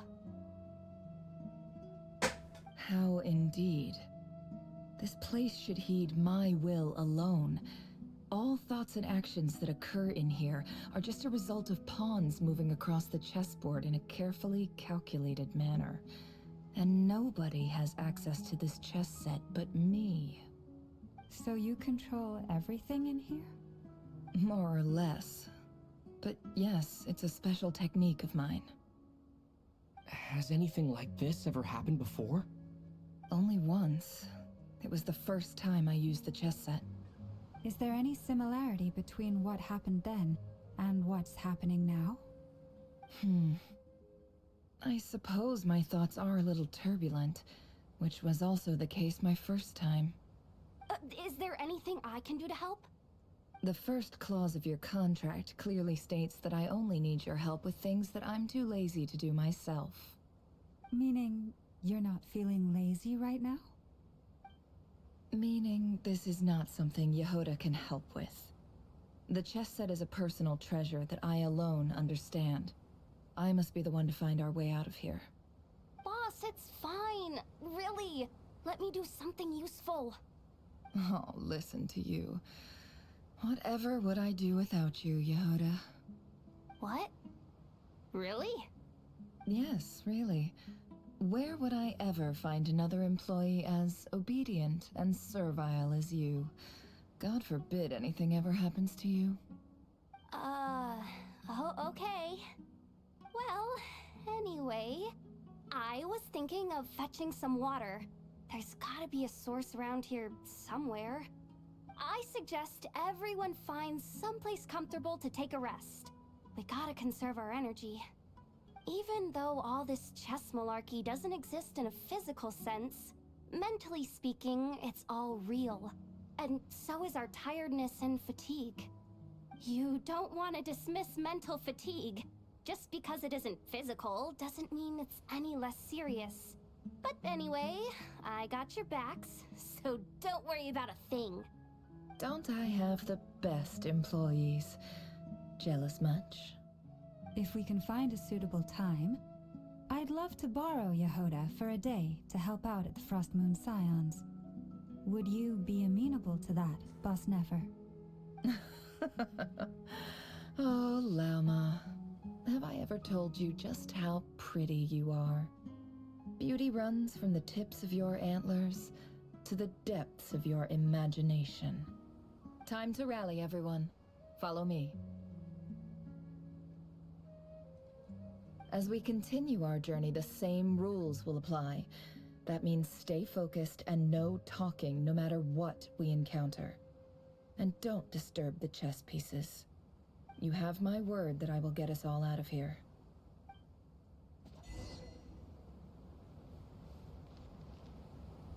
Da ist jemand dezent neben der Spur.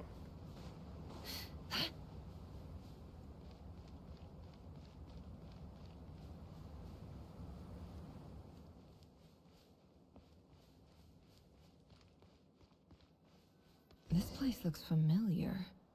That's not a good sign. There's someone up ahead. Time for a little chat. Ich glaube, ich weiß, wo wir sind.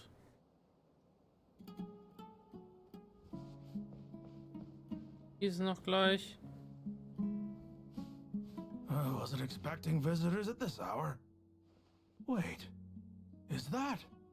Oh, it's him. There you are. Sinue's been looking for you all day. I think he has some news for you. Oh yeah? What were you doing just now, Uncle Retinue? Hiding away some more loose change? I know I saw some Mora. What do you mean loose change? Oh, come on, I'm too old for this. Just pretend you saw nothing.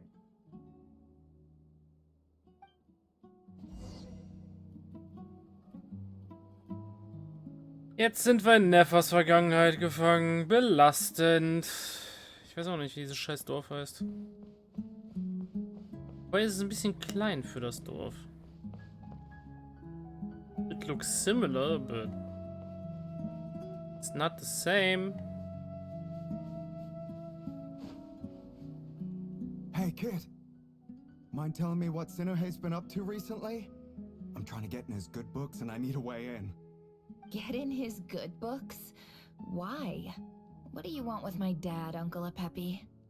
I've written a new song. I was hoping to showcase it at the next festival, but I'll need his approval. A new song, huh?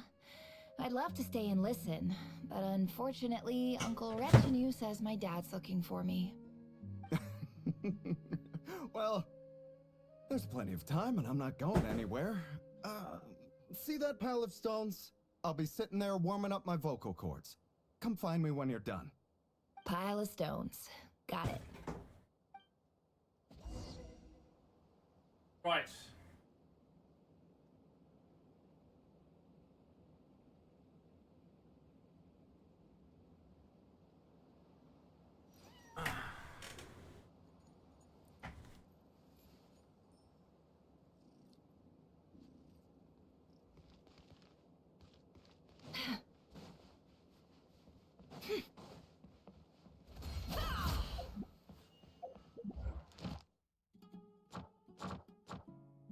Natürlich habe ich meine Dailies durch.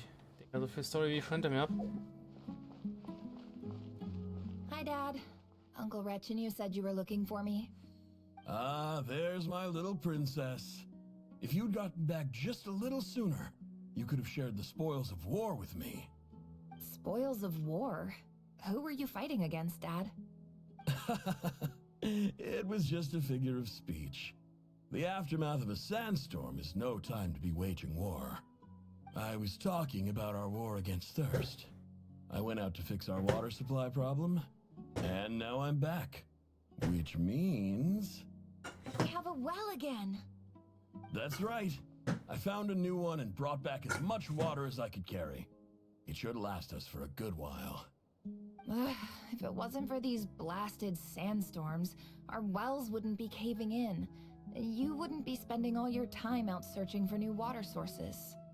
As the chief of our tribe, I'm supposed to be leading us out of hardship and poverty, onto better things.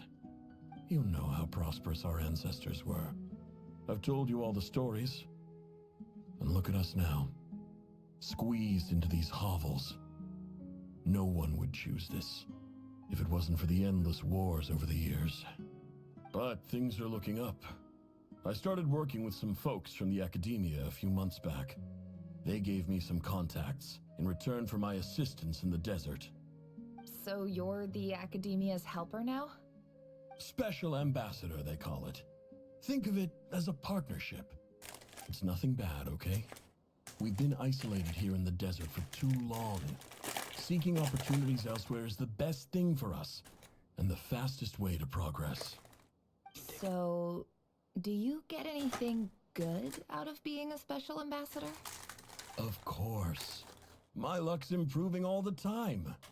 One day, I swear I'm gonna lead us out of this place. We'll find somewhere new. Somewhere better. Ah.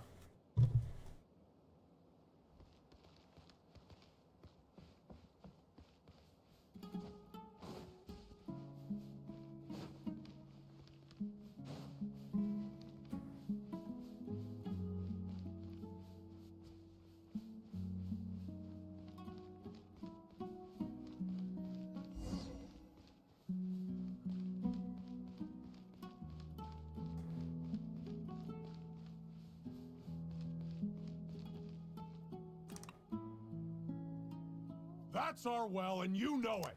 You stole from us. Well, you've gone from chief to thief, and now you have to face the consequences. Did you really think you could take our water without permission and get away with it? You're either brave, stupid, or both. And that special ambassador act? Yeah, nice try. We spoke to the academia. They said it was all news to them. You're a liar and a cheat!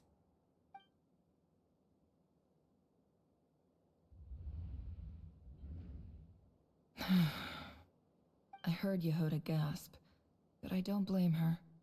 Most people are terrified by the sight of blood. Corpses strewn across the ground. The wounds are clearly from scimitars and daggers. The desert dwellers' weapons of choice. There's a handwritten note on the ground. Let's see what it says. Halil, this is Sinuhe, chief of the Shimti tribe. Surely you remember me. I was the one who helped you and your colleagues avoid the quicksand in the desert. This is my second time writing to you. I assume my last letter must have gotten lost in the mail, as I didn't receive a reply. I hope this one makes it to you safely. I'm writing to you because I need some help. That sandstorm the other day completely blocked up our well, forcing me to look for another water source in Iab and Unut territory. It was a matter of survival. Praise the gods. The well of the Iab tribe was intact. It was my last resort. I drew what water I could and left, but not without being spotted. I fear they will retaliate. You told me to write to you if I ever needed help. You said you'd be my ally in the academia. I urgently need you to formally recognize my title of Special Ambassador and send some of your people to assist me for a few days. It's the only way I can convince them that this was the academia's decision and prevent them from retaliating. This is an emergency. Please send help as soon as possible. Looks like this letter never got sent. The writer died a grisly death, and the letter was trampled into the ground. It's badly defaced. Some parts are barely legible. What a ridiculous lie the surviving Shimti tell. Their whole village was butchered over a sip of water.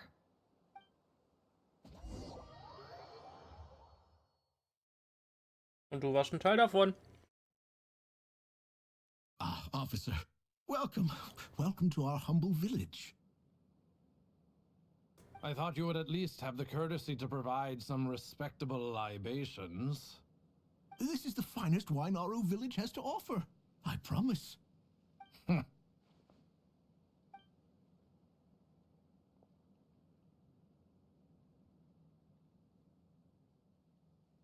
The Academia has agreed to reserve a single space for a candidate from your village.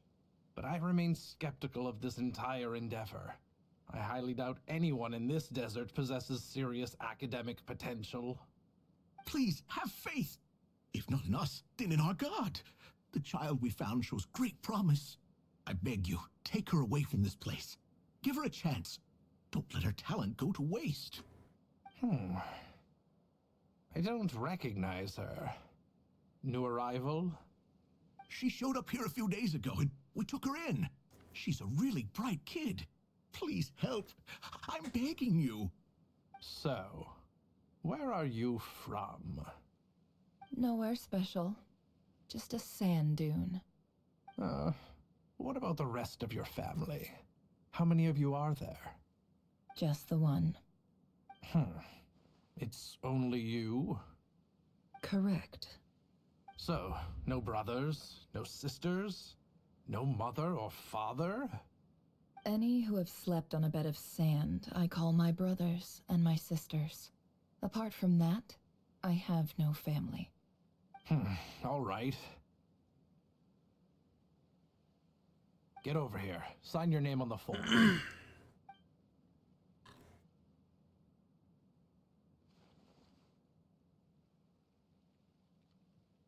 Never? You're rather fair-skinned for a desert dweller.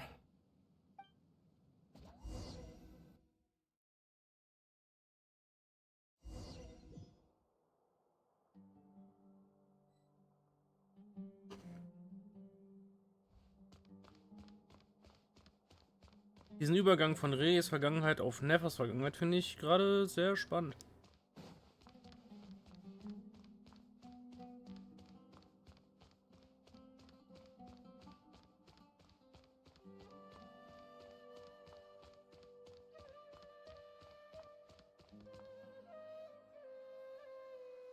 Nefer, this term's assignments have been issued already. Please read through the materials thoroughly, conduct your own additional research, and then write an essay on the topic. Yes, Professor, I'm aware. I just had a couple more questions I wanted to get your perspective on. Oh? Please ask away. Well, I saw the other students' problem sheets, and I couldn't help but notice that my assignment is much easier than theirs. Do you really think I'm a weak student? A weak student? Goodness, no. Quite the opposite. You have a sharp mind. Almost too sharp. I think what you're saying is, a weak student wouldn't have noticed the discrepancy. And if they did, they certainly wouldn't complain about the lighter workload. You see, sharp as they come. You see things the way they are, and I'm sure you know why they're like that. Because of where I come from. Because I'm different. I'm sorry, Nefer. I don't like it any more than you do. It's just... Anyway, you said you had a couple of questions. What's the other one? I wanted to check. If someone sent me a letter to the academia, where do I go to collect it? Ah, your family wrote to you. Well, as long as they put your name on the envelope, someone should hand it right to you. Not exactly. It's not even a recent letter. I was just curious where the mail would end up if no one collects it. The House of Dana, I expect. I know there's a box for unclaimed mail somewhere in there, probably sitting on a shelf. Whatever you're looking for, that'd be the place to start. Okay, got it. Thank you, Professor. Oh, don't mention it. Honestly, I feel like I failed you. I'm supposed to be your teacher, but I haven't taught you anything. Hey, don't say that. You're a great teacher, and you do your best for all your students. But the rules are the rules. You're not allowed to teach students like me. It's not just the academia either. The whole world bends over backwards for the successful, and leaves the losers to suffer and die. Oh, my dear child. Don't tell me you've given up on life already. I haven't. I just think that if you want to make it in this world, you have to find a way to become successful.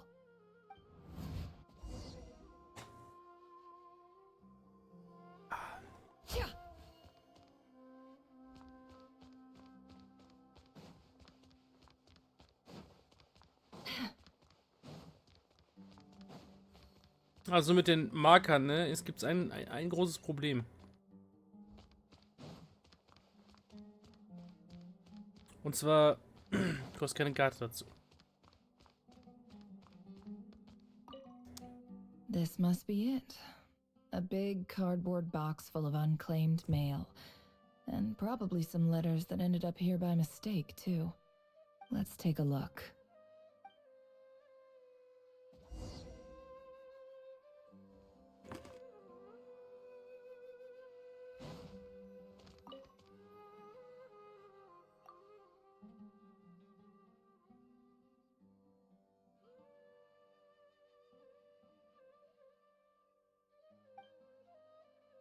A dilapidation survey from Port Ormos.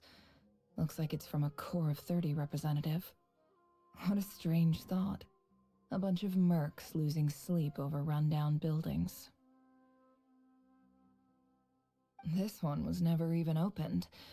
I guess the recipient didn't care what the Core of 30 had to say about anything. Who was it addressed to? I don't recognize the name, but it must have been a Kasharawar professor.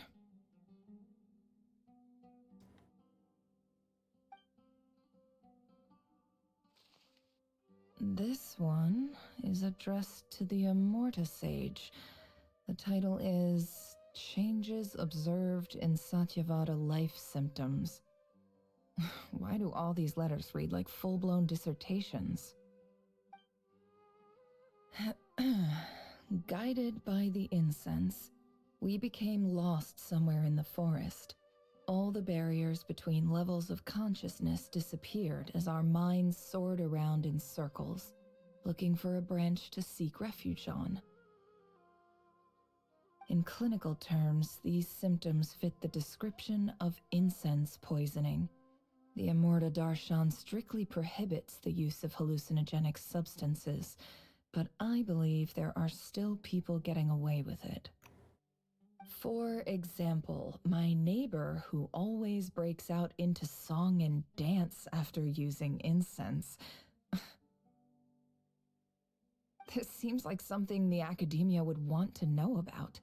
Why wasn't it collected? Wait, what's this written on the back? It's so small. The note says, The sender authored this letter while under the influence of mushrooms.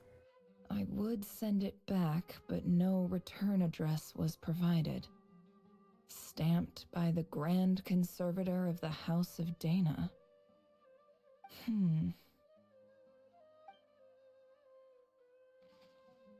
This next one is addressed to Grand Sage Azar. A few words of protest regarding recent changes in Sumeru's educational policy. In recent years, the academia has taken on a small number of students from the desert region, as per the policy to this effect. However, it appears to me that these students have not, in fact, been provided with educational opportunities that are, in any meaningful sense, equal to those enjoyed by their peers. As well as receiving dumbed-down assignments and perfunctory tutoring, they do not even have full access to the Akasha system. Education is the fundamental purpose of this institution, which should go without saying in a nation whose founding virtues are knowledge and wisdom. I ask you, is the lip service we pay to the policy of education for desert students truly the standard of pedagogy to which the academia aspires? As Grand Sage, policy decisions are your prerogative. But do not forget your roots. You and I were once students too, as was everyone else in this institution. I do hope you will give some serious attention to this matter. I encourage you to discuss issues like this with myself and others, and listen to some alternative opinions. Great letter. Shame it didn't get to where it needed to go. And the sender is... Huh? Sage Cyrus of Spontamod. Ist das nicht der Grand Sage später gewesen? I didn't realize anyone else even knew how bad students like me have it in this place. So this is where letters from the Sage of Spontamod end up? Nice one, Grand Sage. Really enlightened leadership. Whatever.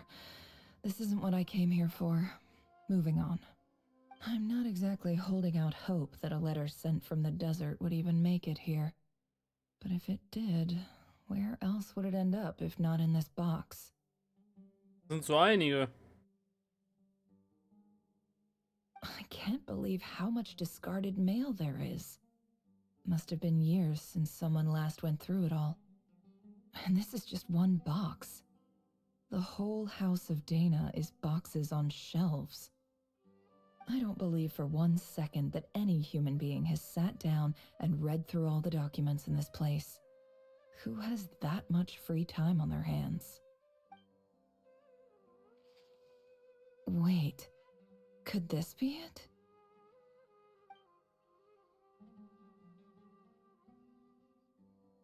Ein barster Umschlag in der Kiste. Im aufbilligen Papier. Natürlich liegt er ganz unten im Stapel. Niemand auch nur einen ersten Blick auf diesen Brief geworfen. Schweige denn einen zweiten.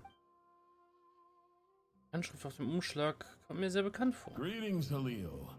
My name is Sinuhe, chief of the Shimti tribe. I was the one who came to you and your colleague's aid when you ran into trouble in the Great Red Sand. I don't know how well you remember it now, but I brought you to safety and gave you some water and other supplies. You seemed very pleased and told me your name.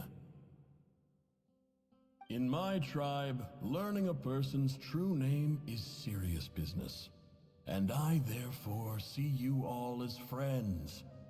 You were kind enough to leave your contact details so we could stay in touch. The Shimti tribe lives a harsh, nomadic existence in the desert. You were sympathetic towards my plight, promising to make me a special ambassador of the academia and help us find a way to make a better living. This brings me to my reason for writing. Our tribe has fallen on particularly hard times, and I would like to ask for your assistance. There was a terrible sandstorm a few days ago, which blocked up the well in our land. To ensure my people's survival, I had no choice but to venture into Iyab and Unut territory in search of an alternate water source. The Iyab and Unut are descended from the Thamudians. While we trace our ancestry to Tulatala, we worship the Lord of Flowers and have had relatively good relations with our fellow tribes up until now. I found a well belonging to the Iyab tribe. They declined to help us, but I really had no other option, so I took some water to keep me and my tribe alive. My actions are certain to incur their wrath. When we met, you assured me that you would be my ally in the academia. I would like to take you up on that offer, because I really need your help. I wonder if you could send an academia representative to meet with me. That aside, the last time you were here, you mentioned that the academia had started accepting students from the desert, and I told you a little about my daughter, Nefer. We have next to no resources here in the desert, and my power and influence are limited. Would you consider enrolling my daughter at the academia? She is a smart girl. I know she won't disappoint you. From the outset, the academia never took you seriously. Those things they promised were just empty words. I doubt they even remember the name Sinue. And you were so emphatic that your luck had finally changed for the better. You swore you'd lead us to a better place one day. You spoke with such conviction, like you were the most powerful chief in the whole desert. You liar. You lied about everything. You promised the world and delivered on none of it. And who fell for it? Just me, by the looks of it. Despite your best efforts. Which makes you a pathetic liar. You weren't even any good at it. I think I'll take over from here. Let me show you how it's done. Ah, yeah.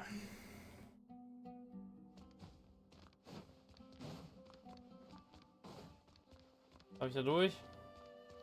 Warte, ich muss außen rum so ein Sch...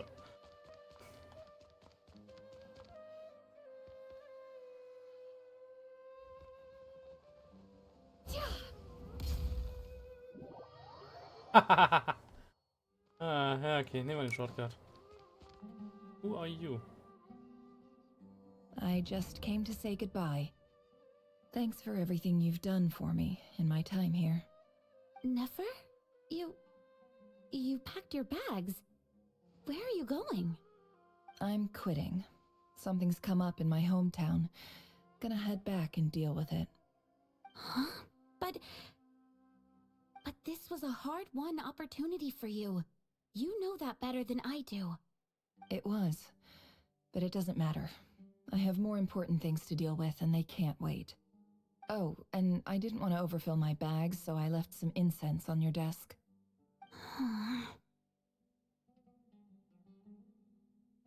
What's wrong? I thought you liked incense. Although, I did read somewhere in the House of Dana that it has hallucinogenic effects. Don't use it all at once, alright? Isn't this the stuff you brought from your hometown? You're just letting me have it? But you said it's a rare and valuable commodity. Yeah, about that. I lied. It's not rare at all. There's this bunch of ruins near my hometown that are practically overgrown with this plant. It's not worth much. Keep it, it's fine. But Nefer... Alright, that's all from me. You take care.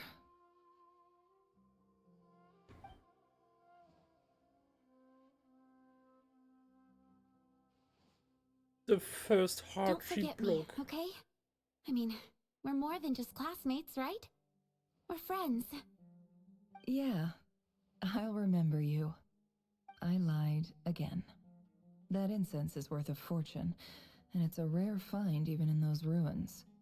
And as for remembering her, I have far too much to do when I get back. No time to reminisce. I'll be lucky if I even make it through this alive. But either way, I expect I'll forget you pretty quickly. What a broken heart. Neffe, unsere Herzensbrecherin. Recht frech, die Frau.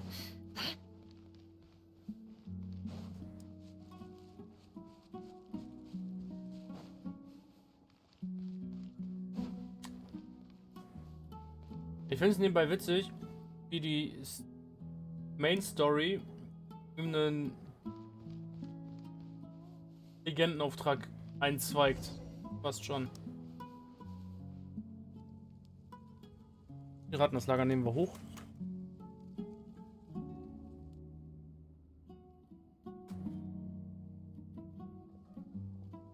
Mhm.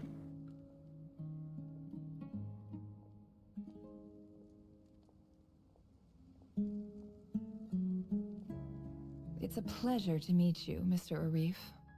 So, what does the Academia want?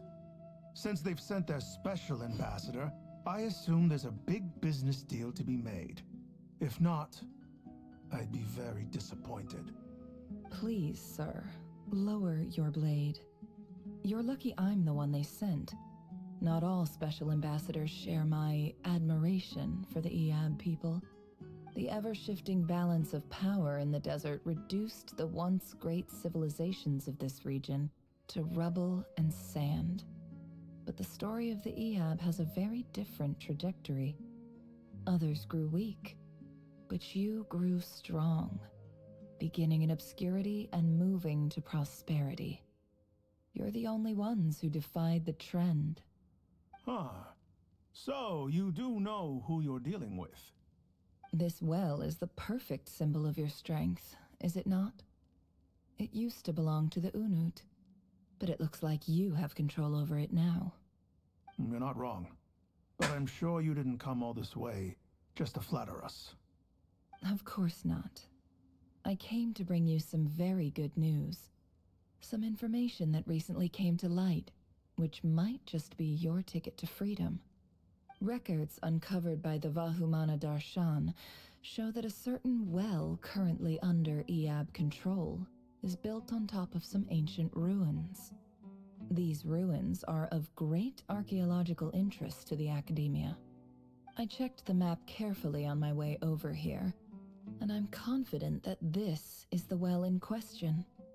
The Academia is offering 50 million mora in return for excavation rights. 50 million? No, wait. If these ruins are as important as you say, 50 million's a little low, don't you think? Don't get greedy, Eab. We know far more than you think. We know that you seized this well by force. Wasn't that the first step in your rise to power? To drive away the Unut and steal their water supply? So what if it was?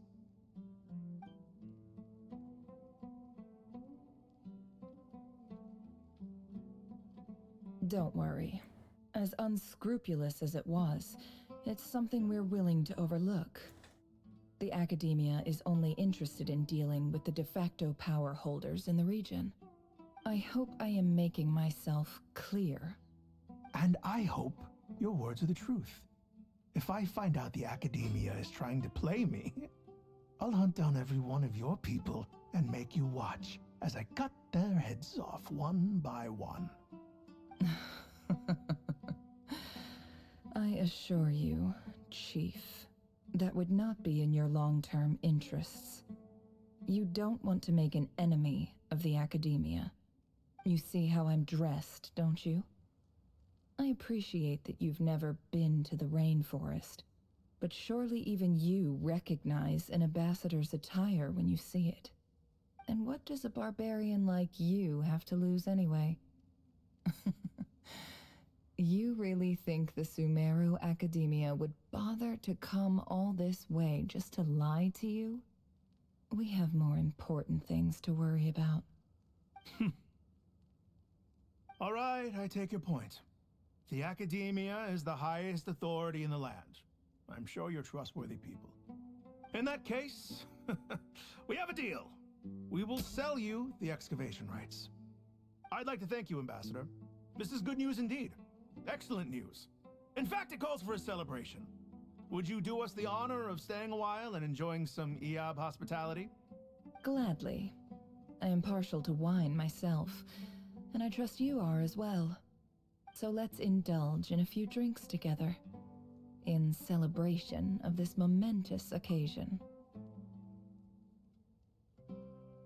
Also, mal abgesehen davon, dass sie die Akademie verlassen hat, würde ich mal behaupten, sie ist hier auf komplett eigenem Interesse. Und wieso habe ich das Gefühl, dass sie bei dieser Party hingeht und jeden einfach konsequent vergiftet und zur Hölle schickt?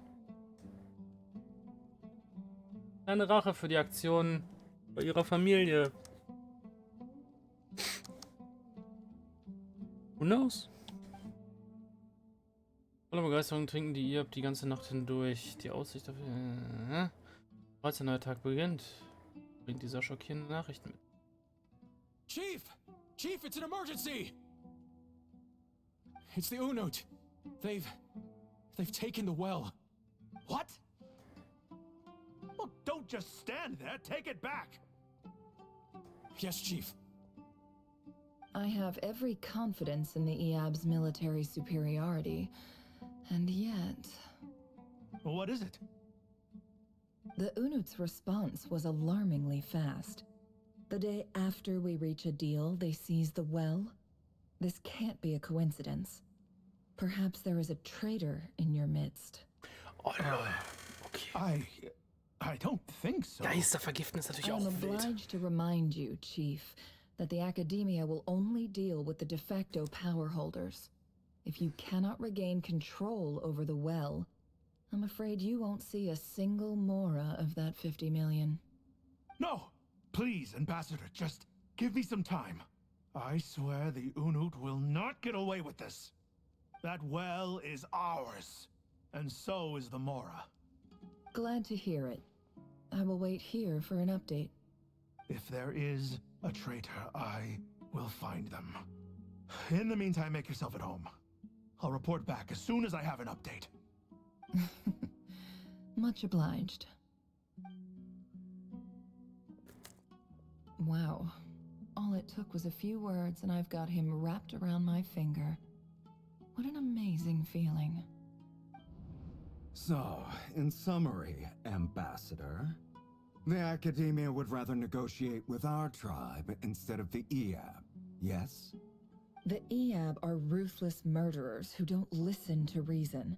And now they have the gall to interfere in our research projects in the desert region. So let me ask you, Chief, if you were the Academia, what would you do? Kill them all, of course. Precisely. The Academia does not tolerate those who stand in our way. The EOB have held back our academic pursuits for too long, and our patience is wearing thin. At the same time, there is simply no way that the Academia can be seen to be intervening in desert affairs. I'm sure you understand where I'm coming from. We have our own rules out here. If the rainforest dwellers raised arms against a desert tribe, it'd start a bloody war. Right. We can't confront them ourselves, but we can support their enemies. The Unut have always had strained relations with the EOB, which makes you our natural allies. Natural allies. Weren't the EOB your allies once? You were quick to send them after us to protect your interests back when we stole that water. And now look at you. You're at each other's throats. Let me be clear.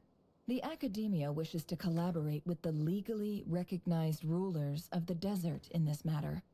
We are asking for excavation rights to that well, and our offer is 50 million mora.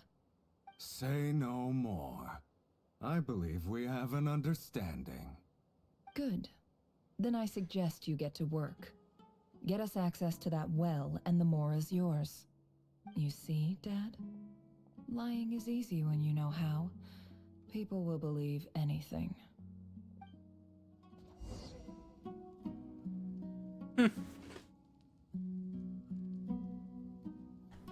Sie macht das einfach, um ihrem verstorbenen Vater zu zeigen, wie einfach es ist, die Stämme gegeneinander aufzuhetzen?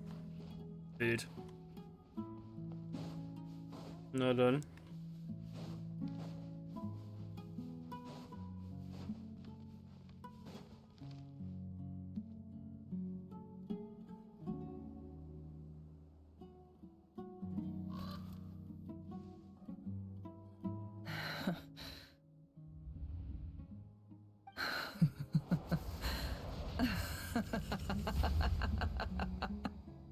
Look at yourselves. You may be vile, savage monsters, but your butchered bodies bleed like any others. You're no different. You're nothing special at all. The monsters who destroyed my home, they're just ordinary, petty human beings. What a joke. I think we're even now. Maybe I've even done the desert a favor. It's a better place without all these people around. Oh, Sinuhe, my gullible fool of a father. Perhaps if you'd been as ruthless as I was today, our tribespeople would still be alive. In this dog-eat-dog world, a chief needs to be tough to survive. But you couldn't do what had to be done. So I did it for you. Nefer, it's okay. All of this is in the past now. I believe I remember you promising to remain silent. Yeah, but even so... Yehoda, is there anything you can do to ease the tension? Du schaffst das ja, oder? Jetzt ist deine große Stunde gekommen. Alright, time for a sharp turn onto a completely different topic. So, anyway, that's enough of that. When are we getting out of this place? Feels like we've been walking forever. I'm getting pretty tired. Oh, Lauma, you tired? Yes, if we can find somewhere to sit down, I could certainly do with a rest. It's not far now. There should be a temple just up ahead. Ist das also fast geschafft? Yes. Really? A temple? That's where this story ends? I guess that's how things go in the desert. Ich war schon einmal mit einem Freund aus der Wüste an einem ähnlichen Ort. Desert dwellers can never escape their destiny. Or so everyone says. I never wanted to believe it, but looking back now, I'm as desert as they come. You mentioned a temple. What's waiting for us there? My biggest trade secret of all. Ah. Then I'm guessing it's where you got your power from. The power to peer into other people's minds. I didn't know you were clued up on any other religions. I'm no expert in the history of Sumeru, but since you come from the desert, I would imagine it has something to do with King Deshret. Und die 7 Säulen, die ihm dienten. Sie sind ebenfalls wichtige Figuren im Glaubenssystem der Wüste. Sounds impressive. Ich habe einige Freunde, die damit in Verbindung stehen. Insbesondere mit der... Insbesondere mit Herr Manubis. Ah, I know who you mean. General Mahamatra Sino. The spirit of Hermanubis dwells within him. That's Boss Neff for ya. She knows everything. Sino's hardly a figure of obscurity, but I know about Sethos too. What about him? Is he a big deal or something? Well, he's not a small deal, let's put it that way. Kennst dich aus, so viel ist sicher. Please, this is the bare bone basics. Save the flattery. Thanks for your patience, everyone. I'm sure it's been a lot to take in. With any luck, that's our exit just up ahead.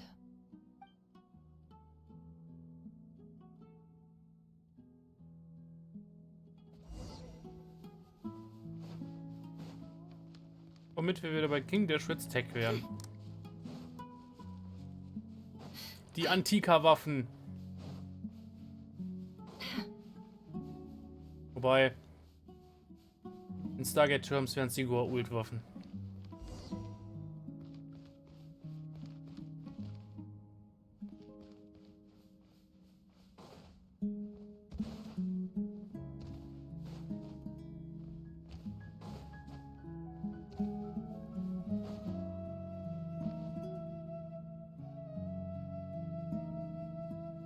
Wen haben wir denn hier? Uh-oh. Uh-oh. Uh-oh. I'm totally out of my depth here. I don't have anything to add about any of this stuff. Like, look at that statue, for instance.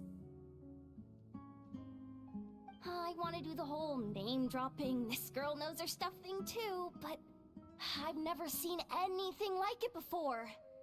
A statue with the head of a bird.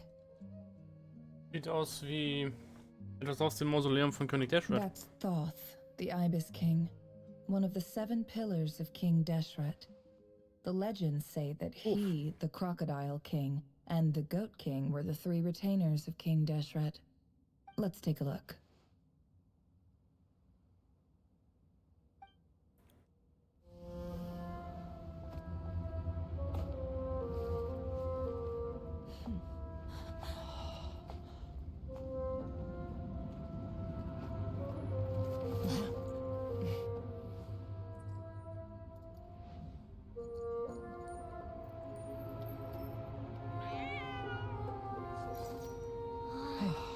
It's just Ashru. So, all is well?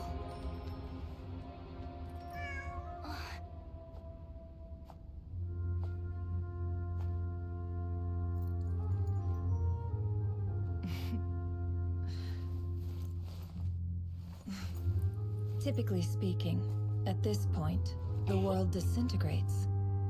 Then we find ourselves back in the outside world. Besides, these are my memories. There's nothing to fear. You're sure? Of course. It's almost over.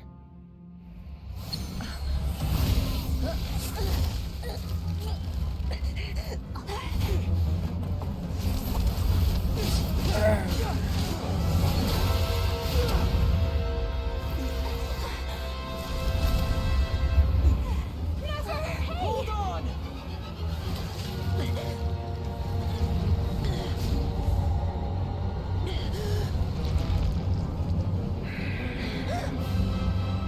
Knowing too much is always a death sentence. Speak for yourself.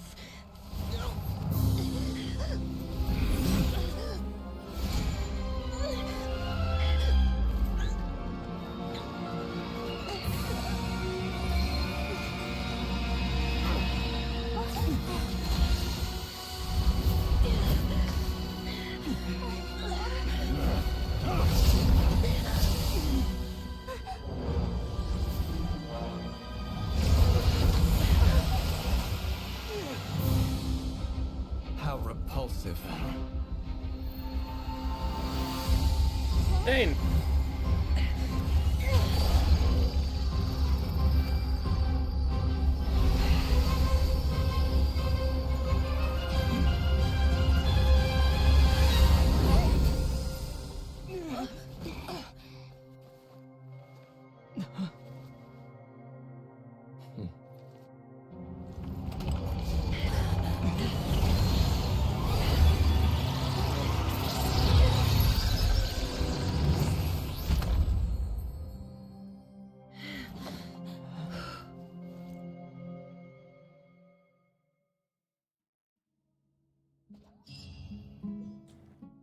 Das gibt erstmal ein Stressdate.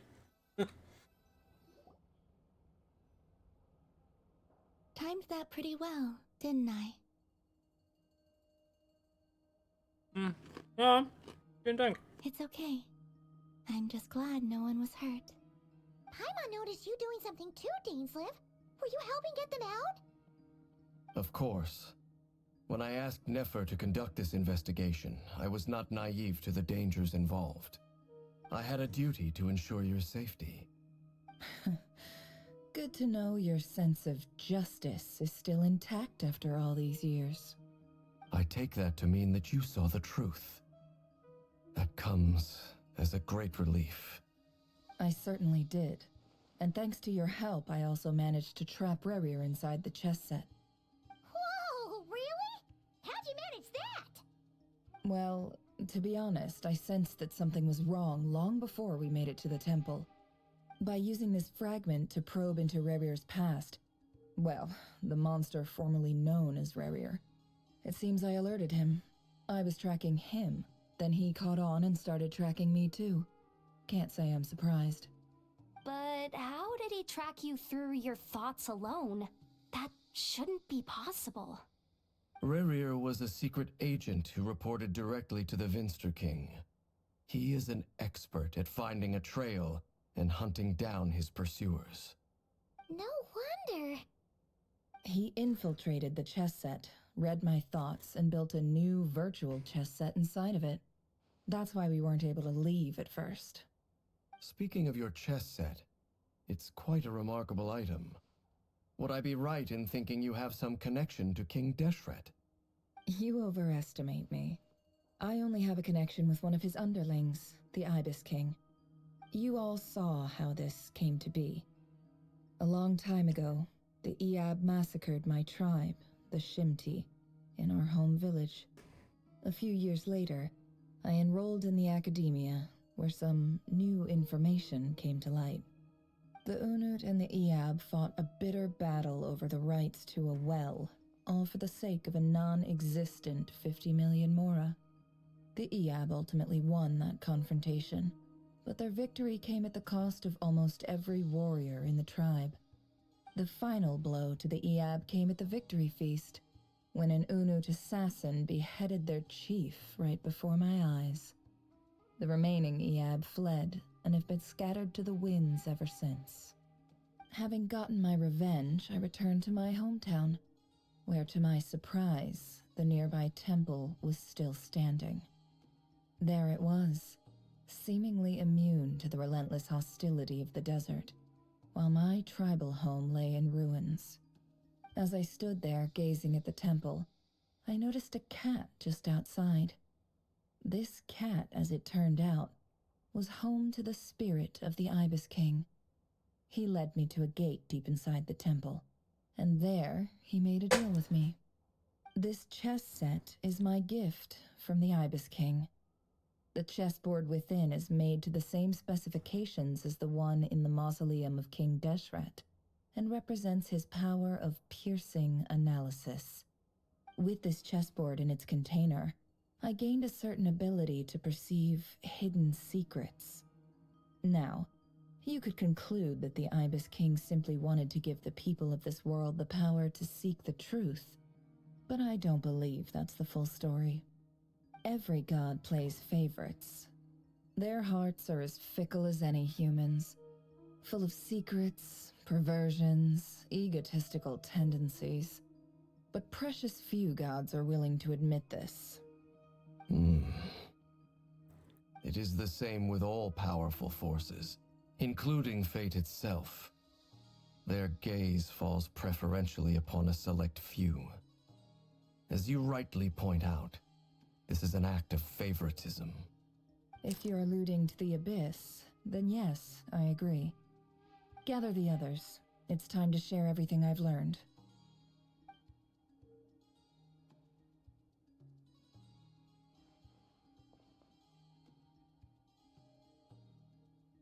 Thank you all for being here. As promised, I did some further investigating into the Rerir of Solnari's background. I am pleased to report that the investigation has been most fruitful indeed. The Rerir of Solnari, real name Rerir, was once a Conrian subject who served the Vinster King.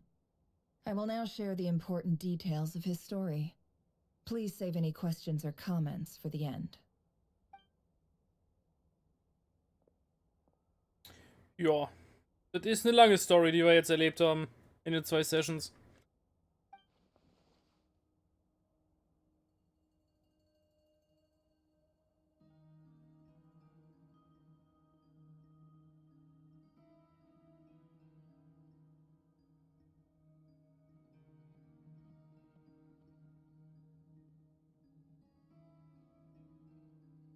Ja gut, so kann man es jetzt nicht sagen. Dass er aufgrund dessen in die Politik des Hofes verstrickt wurde, aber okay.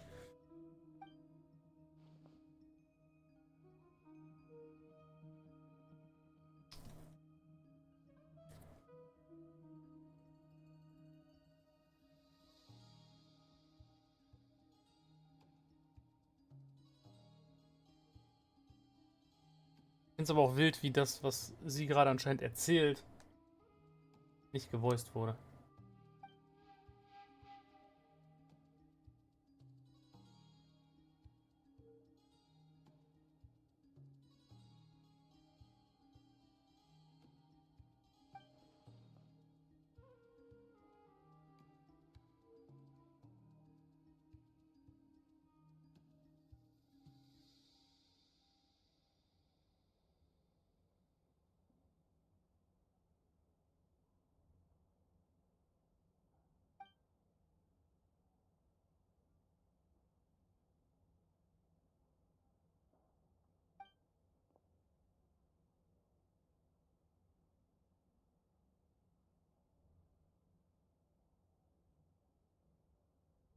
So that's why he's so obsessed with the moon. A tragic tale, to be sure. But it does not excuse his many transgressions. No matter how much Rerir suffered in the past, the fact remains that he is what we know today as the Wild Hunt, wreaking havoc upon innocent lives in Notcry. He becomes more dangerous with each passing day. If left unchecked, it is simply a matter of time before all of Tevat suffers the consequences. This is a threat that the Knights of Favonius cannot ignore. A question for Miss Columbina. Forgive me if this is presumptuous, but have you ever seen the spatial gateway that appeared in Rerir's memory? Never. But I have heard stories of something called the Moon Gate, and this seems to fit the description. Miss Lama, any thoughts on this? In the lore of the Frost Moon Scions, the moon is believed to hold many secrets. Some sources speak of ancient knowledge, others of a gateway to the unknown. The term Moon Gate is one I have heard before, but as is the case with all of our legends, there are no records of any first-hand witnesses. We cannot know whether it truly exists. Then back to Miss Columbina. As a moon goddess yourself, do you have some idea of where the Moon Gate leads to? Not at this stage, sorry. I do hold the power of the Frost Moon, and my strength is recovering well. I can sense that the gate would open at my command, but... But there's more to the power of the Frost Moon than that? Yes. A moon goddess has the right to open the Moon Gate, since it is a path to the moon. But as Nefer mentioned, holding open a spatial gateway takes a huge amount of power. And right now, I need to conserve my energy to fight the Rerir of Solnari. I'm afraid this is one mystery we may have to leave unsolved for now. I agree. Better to save your strength. But if you'll humor me for a moment, I have a bold conjecture of my own regarding the world beyond the gateway. I highly suspect that neither Tholindis nor Rerir made it through unscathed. The evidence pointing to this is the fact that the Rerir of Solnari exists in the form of countless fragments. With the abyssal power he wields, no ordinary foe can touch him, let alone tear him to shreds. And yet, the Wild Hunt proliferates wherever his scattered fragments lie, drawing hordes of monsters to many different locations across the land. So your theory is that Rerir was physically torn to shreds by some powerful force? Hence, why the Wild Hunt is a distributed phenomenon, rather than a unified one? Makes sense to me. Explains why the Wild Hunt is so pervasive, and why he's been trying to piece himself back together. He was whole to begin with, and he wants to be whole again. Without the power of the Abyss on his side, he almost certainly would have perished the moment he was torn apart. But the Abyss, much like a curse, has kept him alive. I could not agree more.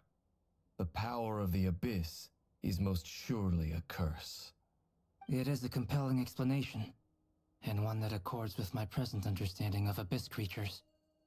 Whether the life form in question is primitive or advanced, if a curse has extended its lifespan unnaturally, it will continue to survive in spite of everything. This raises some interesting questions. I will run some experiments and see if there is any validity to my suspicions. That being said, regardless of whether my research bears fruit, I would like to thank Miss Nefer for conducting such a thorough investigation.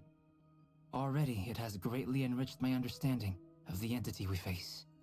My pleasure, Mr. Albedo. I too hope that the information I have shared today proves useful as we look to formulate the next stage of our plan. Hey! What is it, Dainsleif? You look really upset! It's just...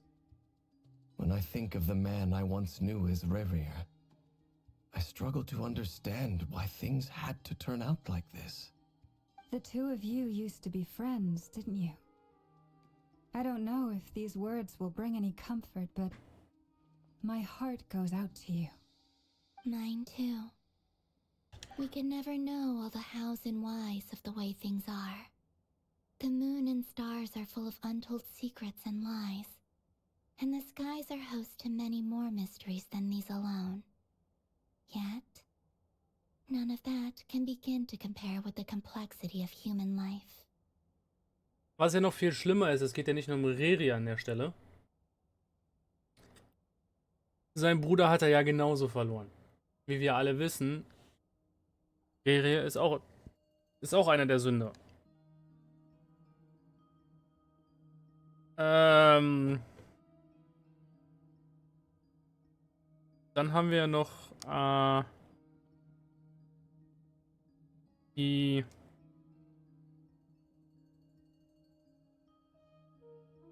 dritten Rächer, der auch mit ihm zu tun hatte.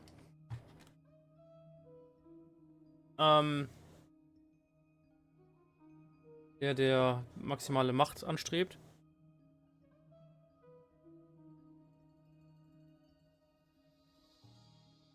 Der Lehrer von Skirk.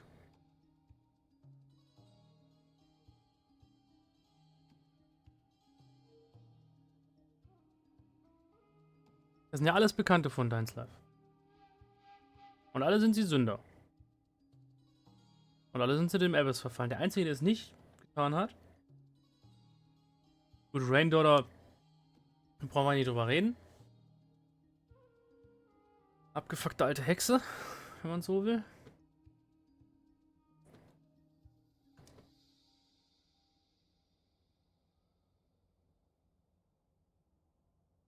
Also in der Konstellation von den ganzen Leuten, die halt versucht haben, Lofdenir, den Bruder von Dainsleif, meine Fresse, da rauszuholen.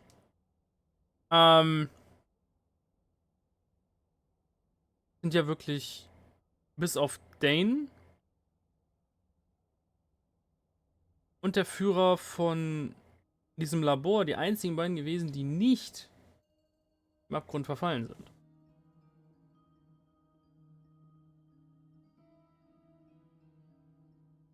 Für den Attentäter, wir haben Raindaughter, wir haben den Lehrer von Skirk, wir haben den Seher, war dann Nummer 5. Ach ja, der König selber.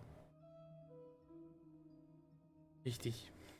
Those are the first comforting words I've heard in a long time. Thank you both. Well, I think this is a good place to end today's meeting. I'm sure Nefer needs some time to recover. She's been through an awful lot today. That's very thoughtful of you, Lama.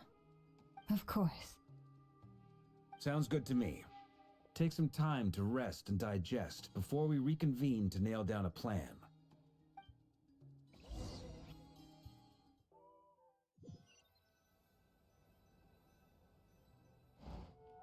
Hey, is this a bad time? Hope I didn't kill the conversation. Alles gut gemacht. No need. Come on, let's talk outside.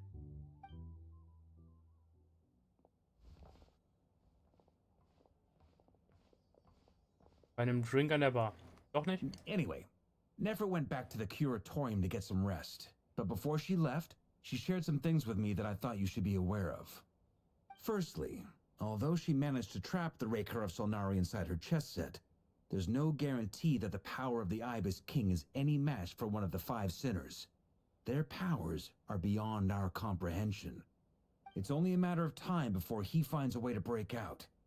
We have to come up with a plan and take care of him before that happens. Honestly, I about figured that might be the case. So, how long have we got? Well, I asked her that same question. She talked for a long time, but for the most part, it seemed like she was trying to convince me how precious her chess set is. What a long and storied history it has. It felt like some kind of sales pitch, you know? The kind where you end up handing over Mora against your will. Anyway, after all that, she finally answered the question. 2 days, at most. 2 days? Holy moly! Can we even recruit enough help in that time? That remains to be seen. Which brings me to the second issue. Dainsleif is obviously conflicted about this whole thing. But given how little time we have, there's no way we can pull this off without his help. You have some history with him, right? Do you think maybe you could talk to him for us? Ich schau, was ich machen kann. Great. I appreciate it. All right, on to item 3. So, Albedo, Durin, and I put our heads together and came up with a plan. Can't promise it's gonna work yet, but at least it's a start. We figured we'd bounce the idea off you first. We'll explore it further once everyone's recovered. Bin dann so. Oh, Paimon's dying to hear this. All right, so here's what we're thinking. Marker erläutert mit leiser Stimme den aktuellen Plan. Ja, komm, Feuer frei. Und er ist schockiert. Aber es gibt nichts, was den größten Reisenden und die zuverlässigste Reiseführerin von ganz David aus der Ruhe bringen könnte. Und so dauert es nicht lange, bis ihr euch darauf einlasst. Yay. We felt a little uneasy about roping you into this. I mean, firstly, you're not locals, and secondly, none of us are your boss. You're well within your rights to refuse if you so choose. Roping us in? Why would you even say that? We know the stakes here. It's all of us against the Rerir of Solnari, or none of us stand a chance. I choose my words very intentionally, I'll have you know. I like to think there's an art to striking a down-to-earth tone even when the stakes are through the roof. Sir Varka, I have a few thoughts about this plan. I'm all ears. I think we can be more flexible with how the roles are allocated.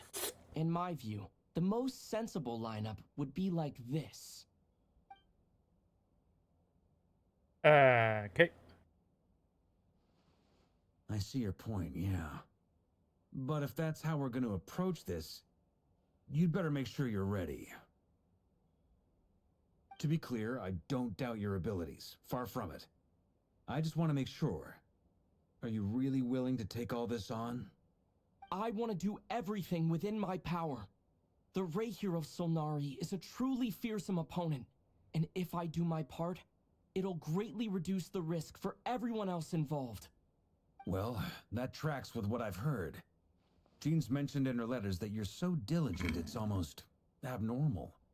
As in, most people weigh up the risks and rewards in situations like this. But you seem to just march towards danger without a moment's hesitation. Oh yeah. Of course, everyone appreciates a fearless pioneer. But all that aside, I'm the Grand Master of the Knights of Favonius, and you're our honorary knight. I want to make sure your courage doesn't come at the expense of your safety. Thank you, Sir Varka. I should be the one thanking you. It means a lot to have you on board. I'll give some serious thought to your suggestions. Marker verneigt sich, wie es sich für einen Ritter geziemt, und sagt, dass er dich später im Gasthaus wiedersehen wird. Er hat ein Treffen für alle organisiert, um den Plan endgültig festzulegen. Um die Stimmung etwas aufzulockern, hat er das gesamte Gasthaus für dieses Treffen gebucht. So könnt ihr euch bei einem Getränk unterhalten. Natürlich, als der Mutterhimmel erscheint, verlassen du und Paimon euer Zimmer und überlegen, ob Paimon noch andere Optionen als Fruchtsaft hat.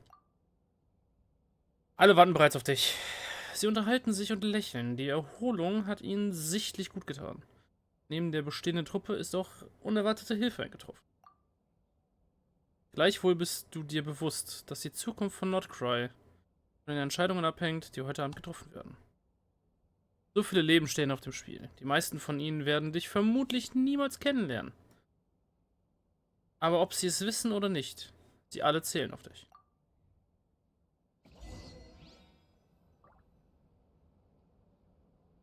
Na, hier mal die Kneipe, wa? Auf einen netten Drink.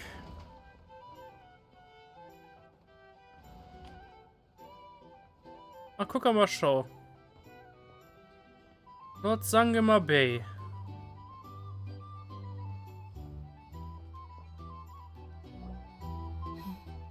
This is a thorough plan, but I do have one last question before we take action. How can we be sure that our enemy won't leave the designated area? Great question. Albedo's been hard at work analyzing Rerir and the Wild Hunt's behavioral patterns. His conclusions are as follows. Firstly, from the earliest known confrontation until now, Rerir has never displayed any ability to manipulate the dimension of space. So it's unlikely he has any power in that domain. Secondly, he seems to have a particularly strong vendetta against our group. If we put him in a fight-or-flight situation, he'll choose to fight every time. Thirdly, finally, and most importantly, he is consumed by hatred, both for the moon and for his enemies. Turns out, we tick both of those boxes. We have a reincarnated moon in our ranks, and a spy who accessed his private memories without permission. He'll be baying for blood, not looking to escape. As someone who's had their fair share of interactions with the Wild Hunt, those all seem like valid observations to me. Understood. Then I will defer to the verdict of the group. Well, everyone, that's the plan in full detail. Albedo and Durin are carrying out their part as we speak. Plan approved.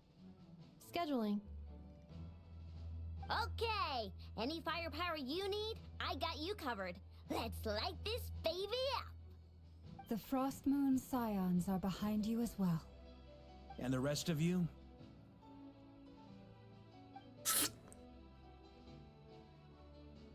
No objections? All right, then it's settled. This is the plan we're going with. Next up, an old tradition of mine. Anyone who wants to back out, now's your chance. Wait, we can still back out of this? Everyone says things they regret, right? I don't want anyone feeling trapped because their mouth said yes before their brain had time to think things through. A very people-first approach. I hear that's common practice in the Knights of Favonius. Oh, yeah. Who'd you hear it from? D-Luke? Shh. We don't use people's real names at work.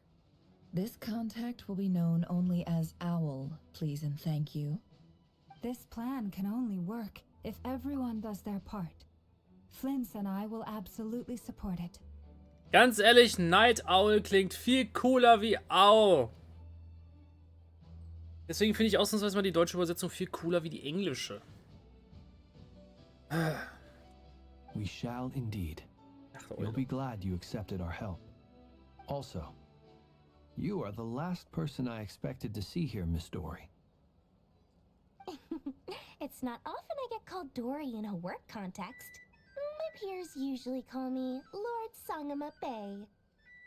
So, the longer your name, the higher your net worth.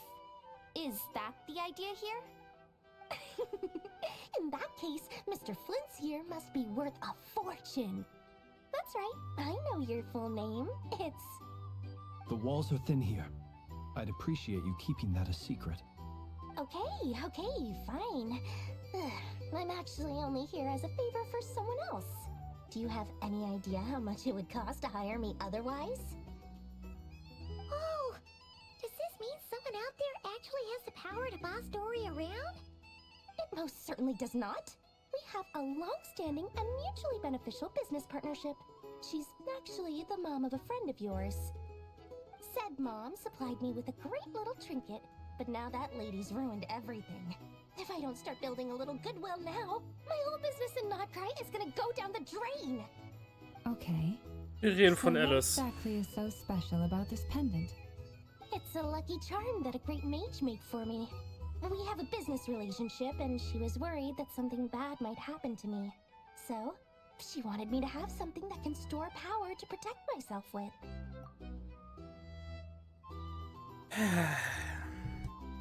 Wir alle kennen Alice.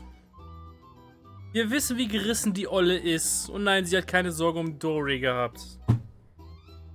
Sie kennt auch die Story mit Rerir. Oder dem Rächer von Solnari. Safe war die Frau so klug zu sagen, ich gebe Dory diesen Anhänger, damit dieser später einem Verbündeten in Notcry helfen wird, gegen die sogenannte Wild Hunt mal gegenzuhalten. Safe. I finally got it all fully charged up with Kuvaki, and then never went and used it all up at once. Never lost so big in my life. You're right. It was all my fault. I didn't mean to drain all the Kuvaki in the pendant, but I'll make it up to you. You will? Well, in that case, how about you give me your chess set, and we call it even? Nein. I knew you'd say that. Well, it's yours if you want it.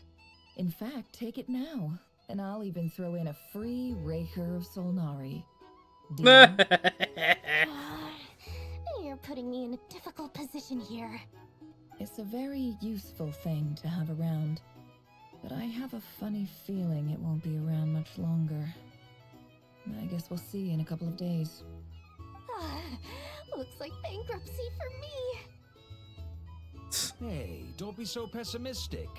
See this through and you never know. You might find a new business opportunity on the other side. Stimmt. Nachdem der Plan aufgestellt wurde, führen alle noch ein kurzes Gespräch. Und beim Mal beschließt, nach dem Rechten zu sehen.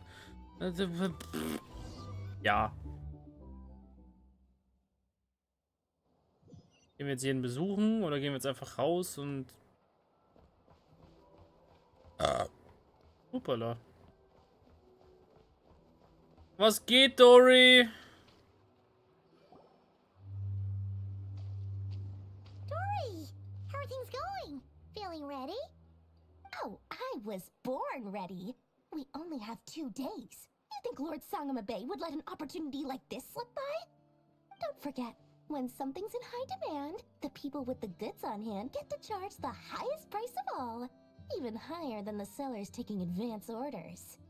Ta-da! See? It's right here.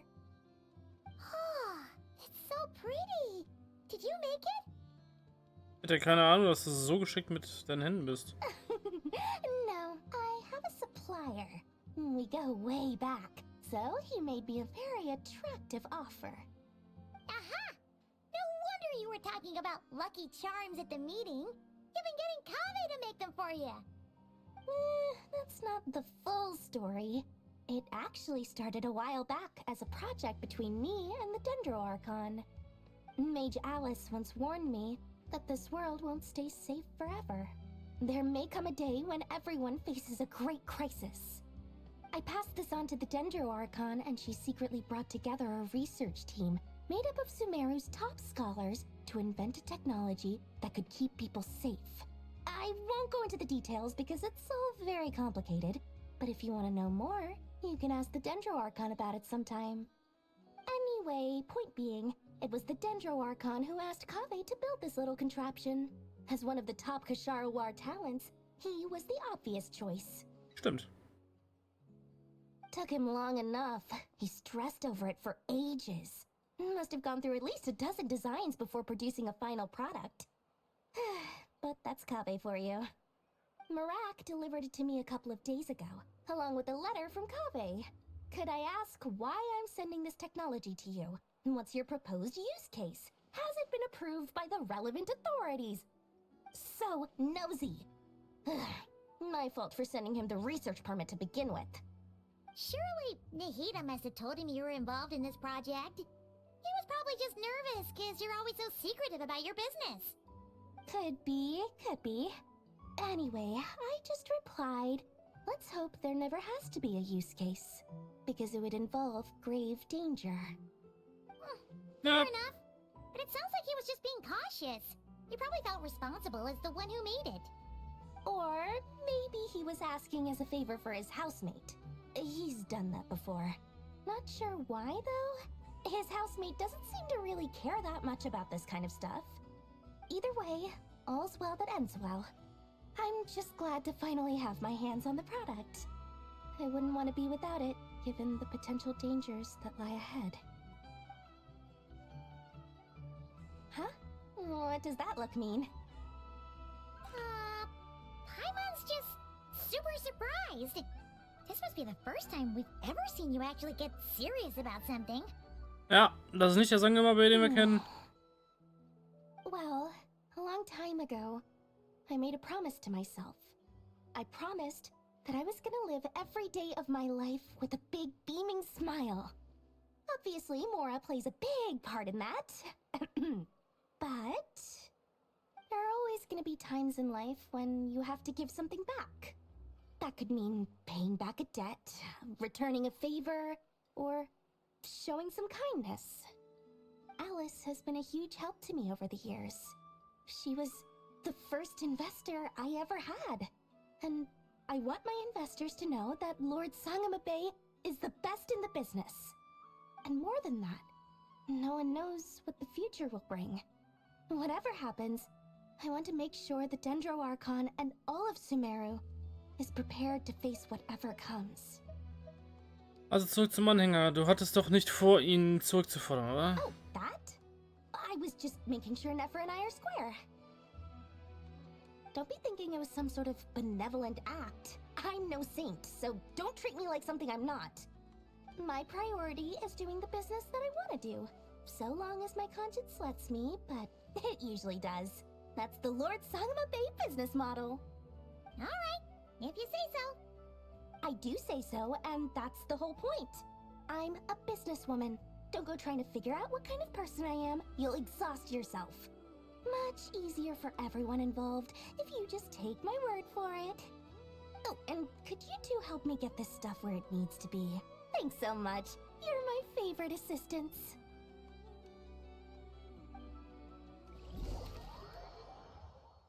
Jetzt springen wir von Cutscene zu Cutscene. Let's go. Ja, doch, diese kleinen Ladedinger da unten in der Ecke sind schon. Jo, Albito, was geht?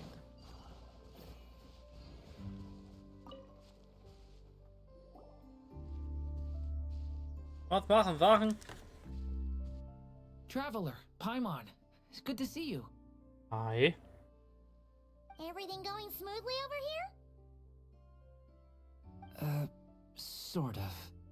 As you're probably aware, Varka, Diren, and I captured some abyssal creatures from the Wild Hunt. Per the plan, we dissected and analyzed some samples of these creatures. The process went very smoothly. The findings, however, come with some troubling implications. What? You can actually dissect the Wild Hunt? That depends on your definition of Wild Hunt and dissection. Harmless, lifeless. These words are accurate descriptions. The Wild Hunt is an interesting phenomenon. In and of itself, it doesn't seem to possess anything akin to a human personality. But taken as a collective, the medium through which the Wild Hunt is summoned does appear to have a soul. Master griped a lot about the wise Horoptatyr, and seemed somewhat fascinated with the foul Certology. But he barely mentioned Rerir at all. I don't think that was because of his lower social standing, though. Anyway, it's a pity. I should like to hear her thoughts on the nature of the life form he has become today. It's a strange mix. The furious energy of an abyssal being channeled through a fractured physical existence. A consequence of being torn apart by an unknown power.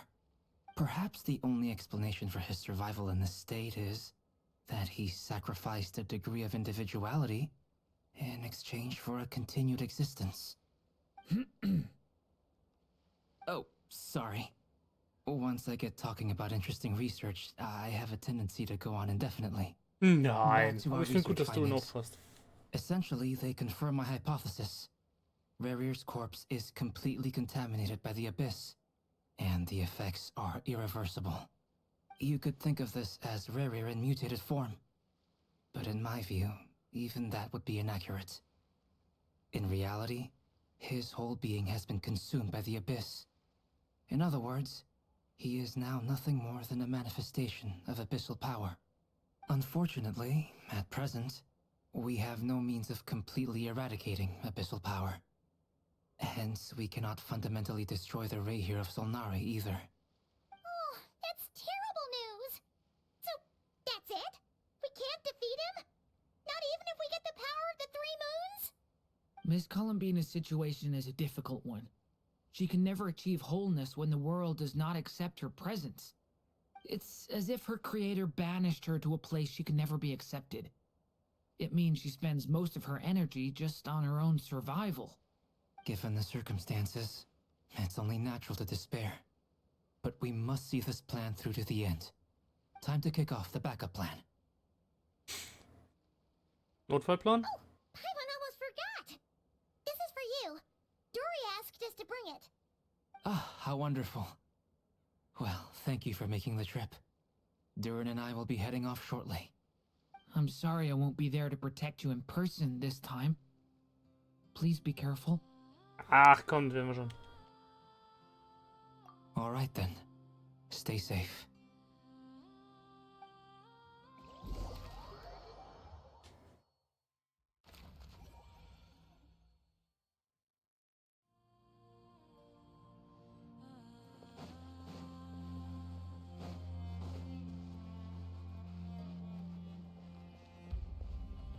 Das sieht nach einer Volksrevolte aus. Damn, that's a lot of people. Miss Lauma, is everyone here? Yes. The fate of my flock is in your hands, Grand Master Varka. Please keep them safe. My lady, what are you saying? Within the next 24 hours, we will face the biggest crisis the world has ever seen. This is not a burden that we deserve to bear, but I believe that we reap what we sow in this life. So I intend to act. I must do what I think is right.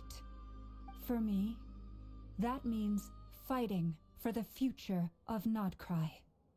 This gentleman is the Grand Master of the Knights of Favonius, Varka, Knight of Boreas. In my absence, please follow his lead. Hey, everyone. Guess I should introduce myself. Well, to start with, I know my way around a battlefield. Biggest strengths are honesty and hard-workingness. Anyway, point is, I don't intend to let Lauma down. I'm gonna do everything in my power to keep every last one of you safe and sound. Joa. Dane und Columbina. He needs a new name. One that's not tied to... Something on your mind? Miss Columbina, was it? I believe that's how the others addressed you. That's right. Names are funny things. Have you always been called Dainslev? Yes. I take it your own name has a more complicated history. I have a different relationship with names than other people. To be honest, I'm not even sure that Columbina is my name. At least, not in the same way that Dainsleif is yours. But it's what everyone calls me, and I go along with it. A lot of my life has been that way. I get so used to things that I forget to question why they are so. I never used to think much about where names come from, or what they mean to people.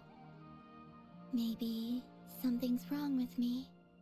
You're different from other people. I sensed it the first time we met.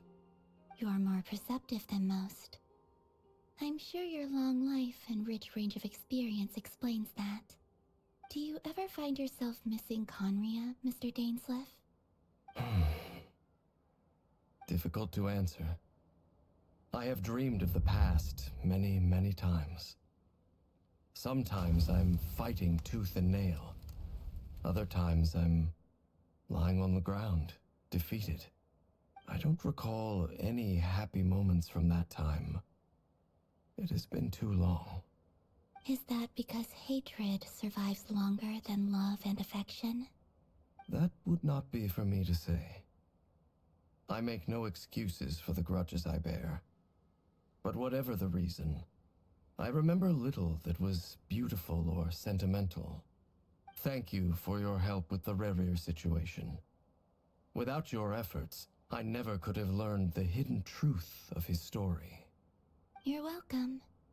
I know he's your friend. Friend? He betrayed me. And I never really understood what he was going through in life. Some friendship, that is. Okay. So, do you plan to fight him with us? You see? You're torn. Now you know what really happened. You see the things he's done in a new light. I need some time. Of course. I completely understand. Anyone else in your position would feel conflicted too. Actually, I went through something similar myself recently. Something happened that changed my perspective on a situation. A situation I took for granted at the time, but now I feel very grateful for it. You mean the Harbingers who still support you, even though you've left the Fatui? Yes. I always thought they were only helping me because Harbingers are forced to work together. But then I abandoned them. A warrant was even put out for my arrest. And even now, they still support me. Which means I was wrong about them all along. Clearly, they view you as a friend. I feel a little guilty now. I regret not seeing her help for what it was, and not treasuring it. I see the guilt that you're feeling now, because I feel it too. Hopefully, talking about it will do us both some good. Have you noticed that the Traveler and Paimon are over there? I think they've been listening. Huh. Shall we say hello? Sure. Hello. They caught us! Entschuldigung, wir haben uns nur Sorgen um euch gemacht. I apologize for making you worry. No doubt you wish to know where I stand on the plan to take down the Rerir of Solnari. I'm afraid I need a little time, but I will seriously consider joining you. You will? Oh, thank you so much! Everyone will be so grateful to hear that! They needn't be. This was something that I was going to have to face up to eventually. That doesn't matter to them. They're grateful to you regardless. You can't control their gratitude, so just accept it. And then, have a think about whether you're willing to join us.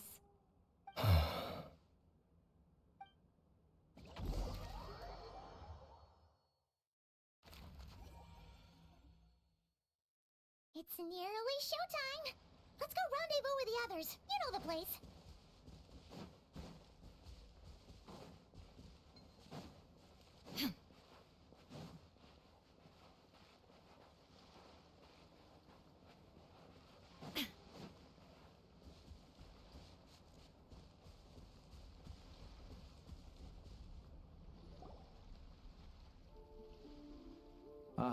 You're earlier than I expected.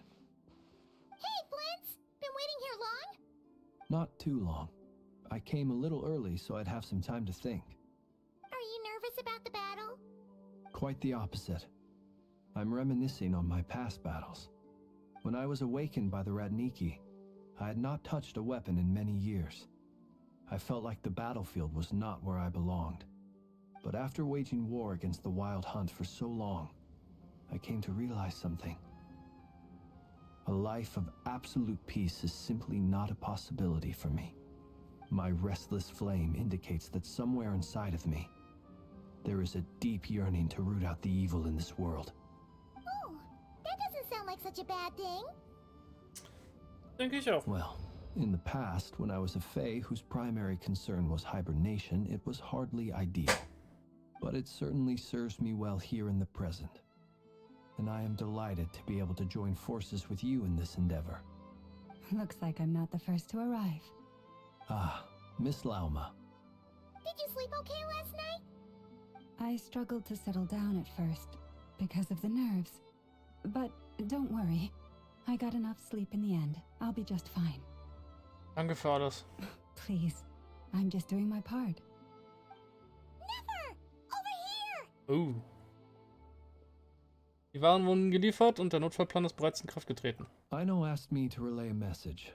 She said Anefa will be on high alert and keep a close watch over all secondary districts where defense is required, providing support as necessary.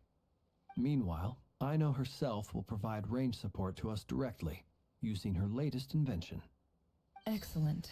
My thanks to all involved. The chess set's looking a little unstable. It won't hold him much longer. We should be prepared to engage at a moment's notice. No sense sitting around waiting. Let's make the first move while we still have the option. I agree. Paimon, find a safe hiding place. Got it! Be careful, Traveler! I will. Epic battle incoming in 3, 2, 1. Everyone, take your positions as soon as the battle starts. Every ounce of strength we have in our bones, let us bring to this fight. Ready? Let's go. I've seen all your futile ploys before. You have become the authors of your own demise. I wouldn't be so sure about that. You are merely a moment of sport before I tear down the moon.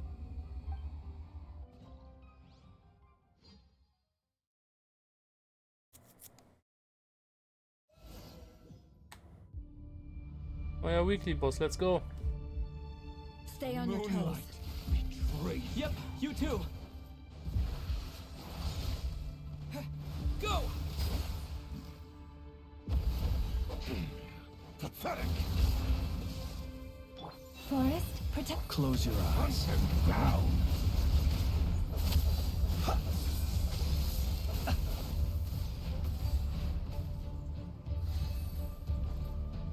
Let me help you guys. Eat this!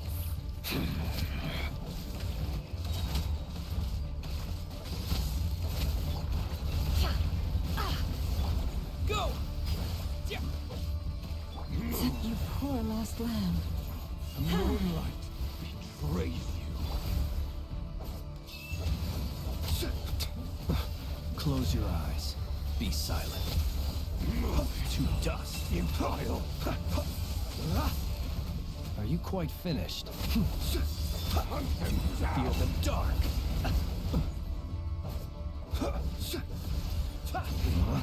Pathetic.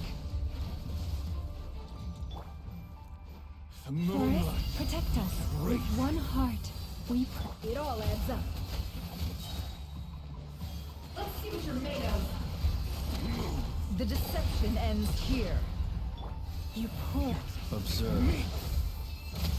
The moonlight. Steady now. Futile. Be silent. To Hunt dust. him down. Observe. Be silent.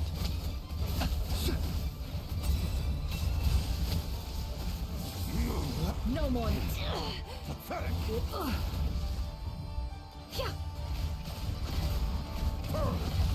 It began with the moon, and so shall it end. The moon will protect you. The moonlight betrays you.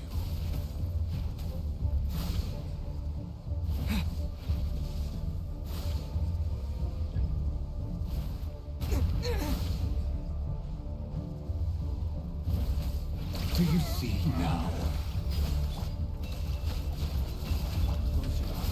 Observe. Vedifenir, when will it be as you foretold?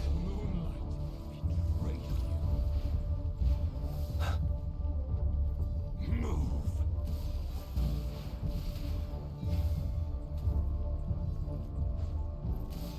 The moonlight betrays you. Are you quite finished?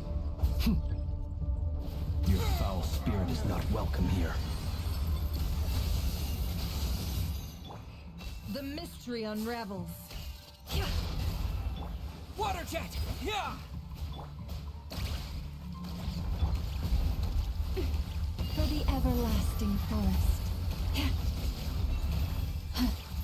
Be silent. To dust.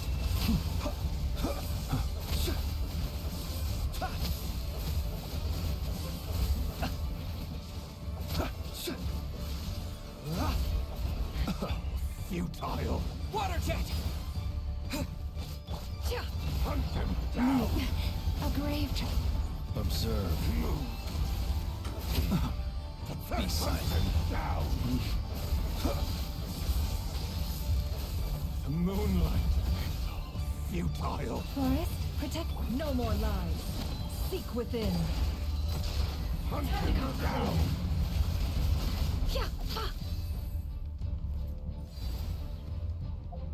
Move. Shameless. It all adds up. Close your eyes. The long sleep beckons. Hunt them Observe.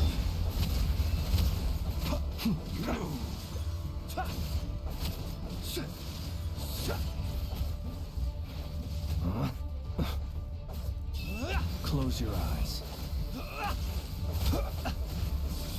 Leave this place. With one heart, we pray. No more lies. The deception ends here. Water jet! Wipe out! Be silent. The moonlight betrays you. Your little game of heroics is over. Who wants to go first? Move.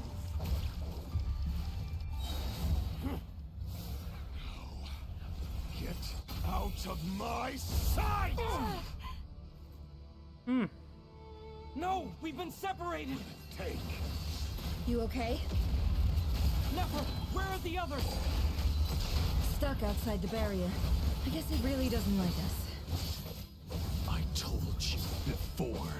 Knowing too much is always a death sentence.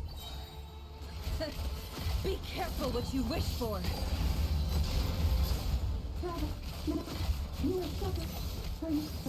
Lama! Can you hear me? Hold on, where? Silence. The voices are gone. But at least I know they're still there. I need to focus. Stick to the plan. Remember my most important task. Just keep stalling him. If I can stall him for long enough, the moment will come.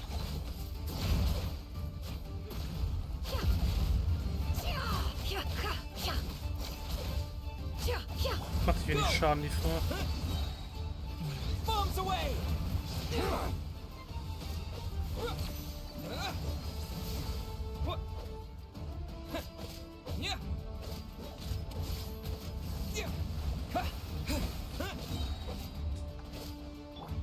Can't hide the truth. Seek within.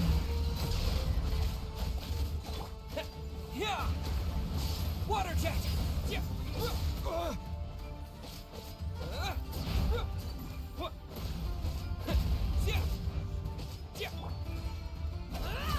No more lies. It all adds up. The mystery unravels.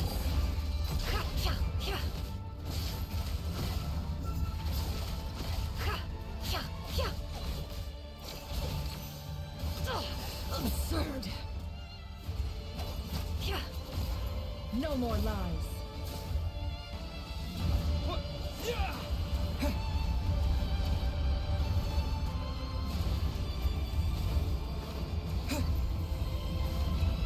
I've got this.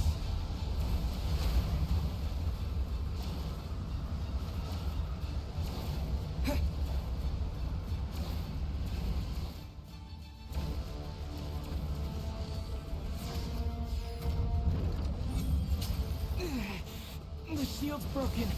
I can't keep this up. Don't push your luck. How much power will it take?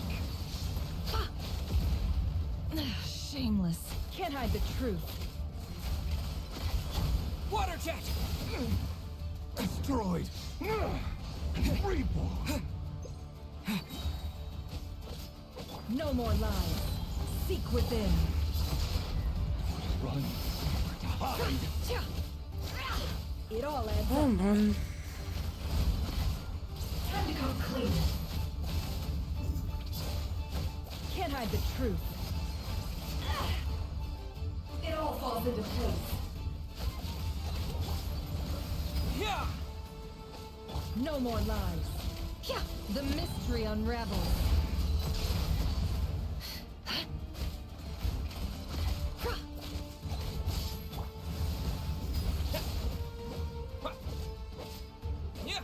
Can't hide the truth. Time to come clean. No more lies. The deception ends here. It all adds up. Das ist der Wichser Tanky, Alter. Water jet! Bombs away! Can't hide the truth. Time to come clean. It all adds up. The mystery unravels.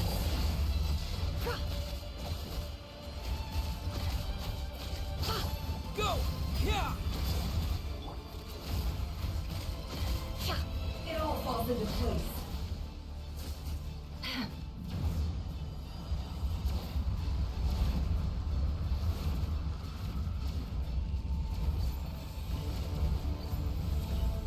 Curses.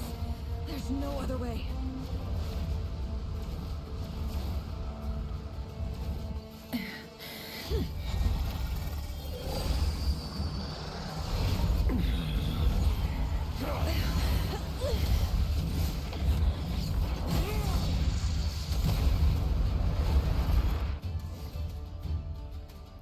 The only way to defeat Rerir is to borrow his own power.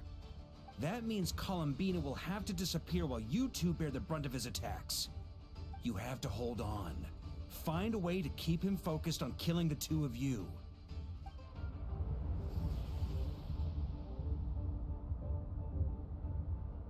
Nefer, your eyes are bleeding. Soon you will be powerless to resist. And then, I will reduce you to dust. But that dust will plague your memories. Come on. Keep holding on. Any other tricks up your sleeve? Let's see them. As entertaining as they are, you've backed yourself into a corner. You don't fool me. I see your fear clear as day. I have to stoke his rage. Make him unleash everything. You fear what you could never defeat. You fear the thought of never being able to save your beloved. You cannot win the fight against fate, Rerir. Is that what you think? Well, now it's your turn to feel afraid.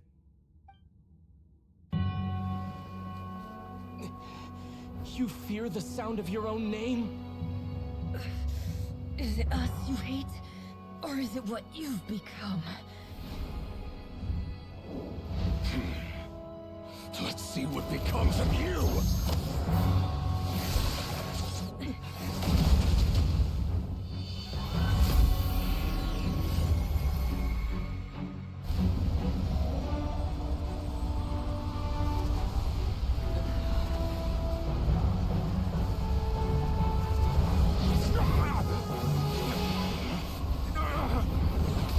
What's happening? That power. I've seen it before.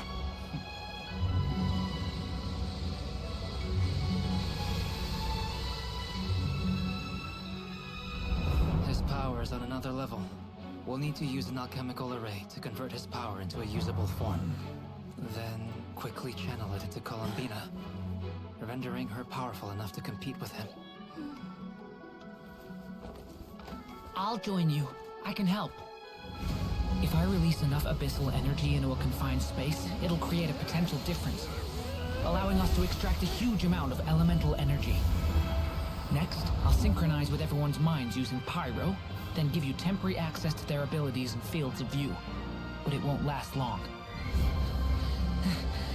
Can you see? Well enough.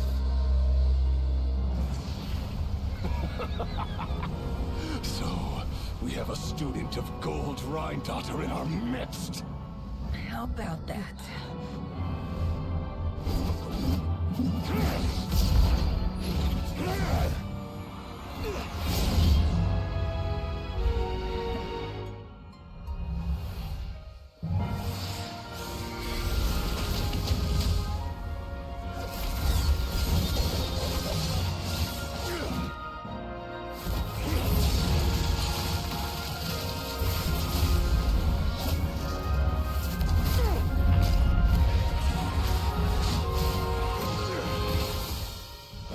You use my own power against me? Just like how you stole Kuvaki. Look familiar?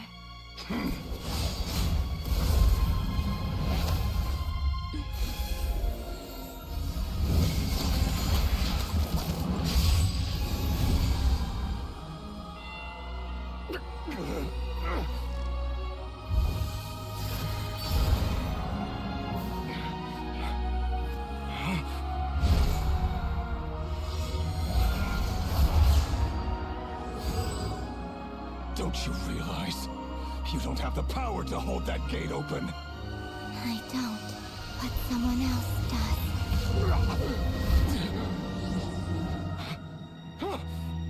Goodbye, Rerir.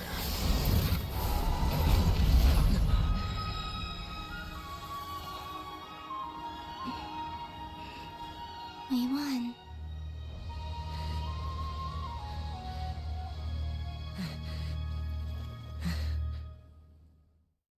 Okay.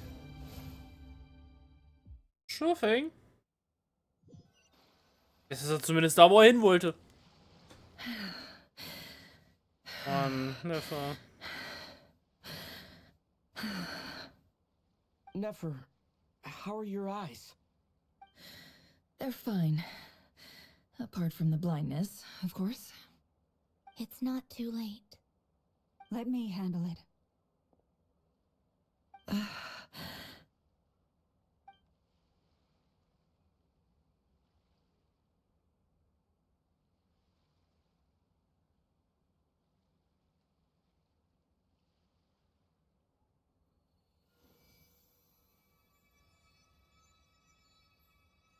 Miss Nefer, it's not like you to lose your composure. That was the most reckless thing I've ever seen you do. Reckless how? The situation was critical. Our lives were at stake. We had to do something. Even so. Okay. I guess you're right. Under the circumstances, it was a wise decision. You traded your eyes for an incredible victory. In business terms, I suppose that's a huge return on investment. I'd be hard-pressed to argue otherwise. Still, I don't like this outcome, and I don't want you to lose your sight for good. People suffer when they make sacrifices they shouldn't have to make. Whether that means faith, strength, or in this case, your ability to even see. I had hoped you could win without sacrificing so much as a single hair on your head. Thank you. Really. All done. Don't try and open your eyes just yet. We'll see how you're doing in a couple of days. Until then, please follow your recovery plan to the letter. I'll send full details through Yehoda. For now, just get yourself home, relax, and rest. My dear friends, we have fought bravely and achieved a spectacular victory. A dark cloud has been lifted from the skies of Nodcry. All in this land will be grateful for what you have done. The moon will remember this day. Thank you both. Yehoda taucht auf und hilft Nefer nach Hause zu kommen. Und du hast natürlich Paimon, die dich zurückbegleitet. Ja. Der Anblick, wie Nefer mit geschlossenen Augen die Straße entlang geht, ist für dich neu. Sie geht vorsichtig, aber als ihre Silhouette in der Ferne verschwindet, fällt dir auf, dass sie fast selbstzufrieden wirkt. There's something I want to let you know. Ah. Uns beide. What is it? When Durin connected everyone's minds so I could access their powers, I also felt everything they felt. And since Nefer's eyes were injured, my eyes are hurting now too.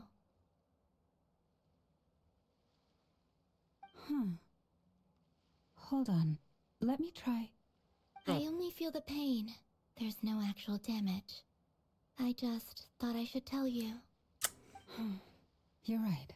There's no damage. That's a relief. But I must say, I'm surprised to hear the Kutar share something like this with me. In the past, you never used to open up about yourself. Things are a little different now from how they were. I'm learning to share how I truly feel with my friends. Friends? You have no idea how glad I am to hear that. Bei Wort Freunde kannst du nicht anders als zu lächeln, während ein warmes, wohliges Gefühl deine Brust erfüllt. Oh. Einer nach dem anderen melden sich deine Mitstreiter zurück, um dir mitzuteilen, dass alles unter Kontrolle ist. Auf Lamas Drängen hin legst du dich hin. Du hast an vorderster Front gegen Rerir gekämpft und brauchst jetzt dringend Ruhe. Na, wovon träumen wir?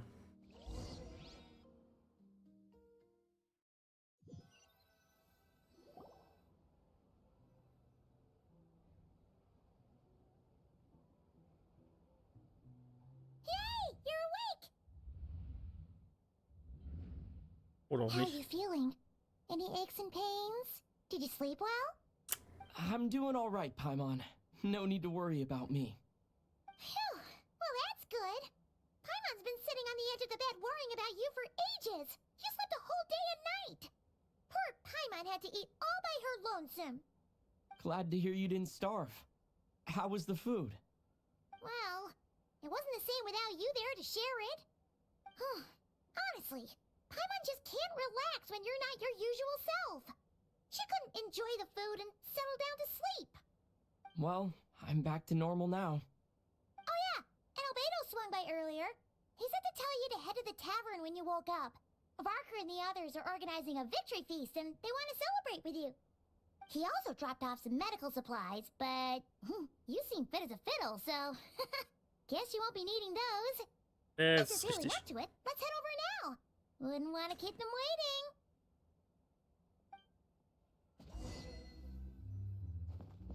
Ich muss dringend meinen Controller reparieren. Mal wieder.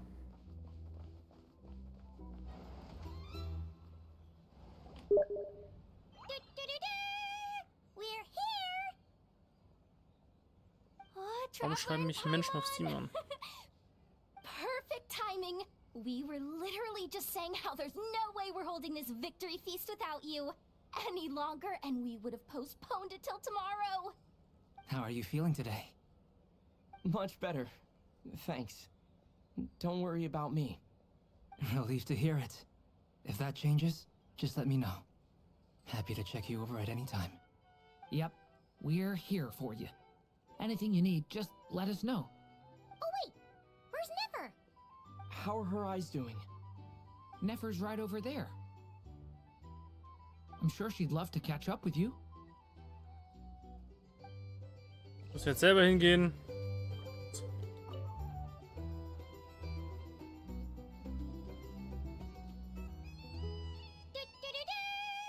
We're here! Oh, Traveler and Paimon! Perfect! How are you feeling today? Much better. Relieved to hear it. Yep. We. Oh wait, It's a How loop! are her eyes doing? Nefer's right over there. I'm sure she'd love to. It's a loop!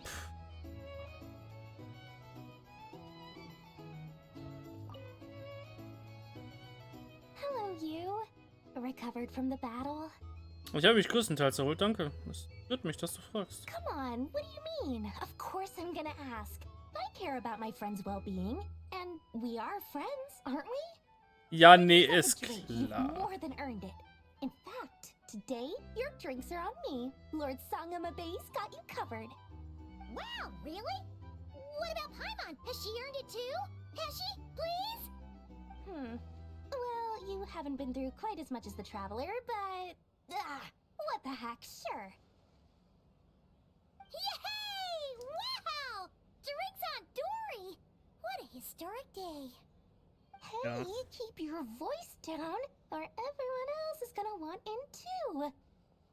You... Have you heard anything I've been saying recently? Doing business in Nodcry has been an absolute nightmare. If I'm buying for everyone, oh... Okay. Paimon will speak more quietly. Jeez. That's more like it. Don't you forget, Lord Sangamabe doesn't just go around buying drinks for anyone and everyone.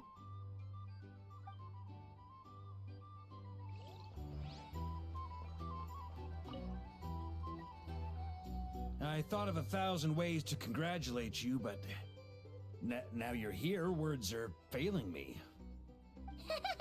The honorary knight stuns them speechless once again. Well said. The honorary knight showed us all how it's done. The other knights told me that Mondstadt was the first stop on your journey. All of us are truly delighted to count you as our friend. I'd like to thank you for supporting the Knights of Favonius, and also for helping us save Nodcry. Nicht die Rede wert, Großmeister. Nonsense. Of course I'm gonna mention it. This is more than just business. It's a relationship. And there can be no relationship without showing gratitude where it's due. Aber wenn wir jetzt schon Nodcry von dem Scheiß befreit haben, was kommt als nächstes? Das Labor? Traveler, Paimon, are you recovering well? Viel besser. Dank guter Erholung. Du siehst doch gut aus. Turns out that moon chanter has some real talent after all. My eyes were mostly recovered after just a couple days rest. I can actually open them again now. Yeah, but you gotta be careful. Lauma says not to strain your eyes while they're still healing. Yes, thank you. I'm well aware. Yehoda, could I borrow you for a moment? I could do with an extra pair of hands. Oh, sure. Coming. Did you hear that? I gotta go help Lauma for a second. You guys chat among yourselves. I'll grab us some drinks on the way back. Paimon, you still like them sweet? You bet. Make it extra sweet, because Paimon's earned it. Sure thing. It's kinda sweet, not gonna lie. Was geht dir durch den Kopf? The Rerir of Solnari. Kind of a snake, don't you think? In meinen Augen eher wie ein Wolf. No, definitely a snake. A poisonous one who spewed his venomous hatred everywhere. Anyone who seeks revenge out of hatred for other people has become a snake. That's something my dad used to say. Ich vermute, es gefiel ihm nicht, wenn Menschen auf dem Weg der Rache einschlugen. Perhaps. I'm sure it sounds like a very wise and open-hearted perspective to your ears. But me? I think hatred is a perfectly justifiable emotion. Ja, gut. What else is left when everything you depended on in life gets stripped away? Something's gotta fuel that drive to keep on living. Wenn ich mir dein Leben so anschaue, ist hier vieles, worauf du dich stützt. If you're worried about me, you can nip that in the bud.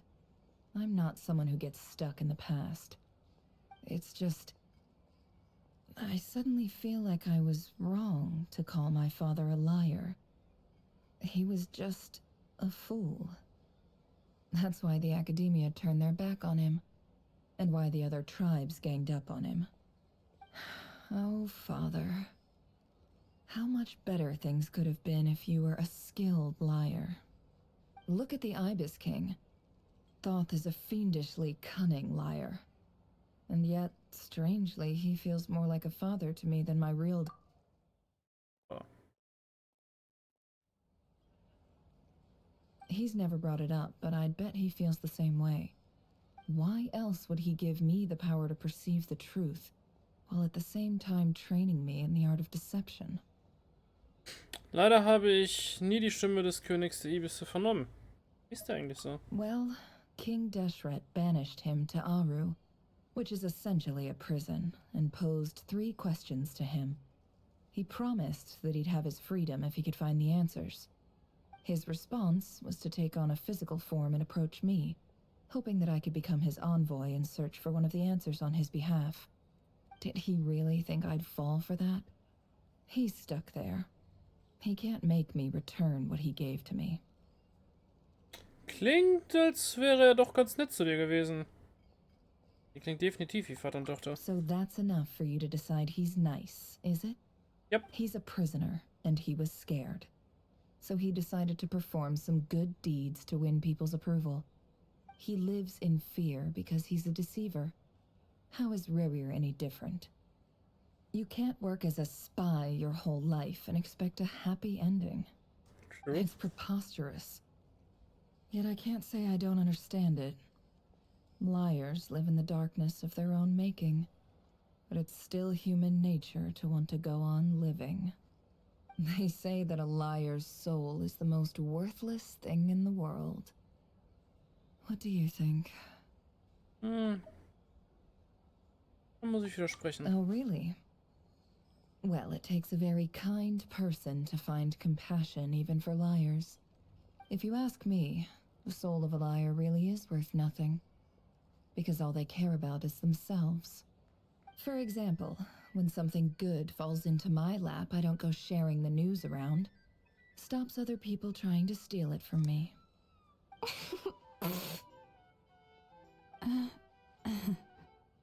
Ich habe das Gefühl, dass einige Leute dort das mitbekommen haben können. So be it. They have sharp ears. I can't keep anything from them. Seid ihr jetzt beste Freunde oder was? Wow, is that what it looks like? Es sieht so aus, als würdest du anfangen, uns als deine Freunde zu sehen. Well, you all know my past now. And I can't simply eliminate everyone who knows too much.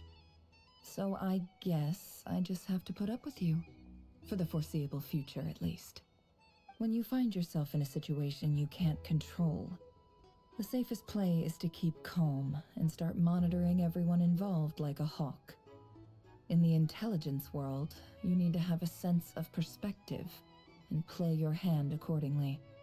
If you understand what's at stake, please ensure my secret is safe with you. I trust you'll respect my wishes as a friend. But don't forget, I will also be watching you like a hawk.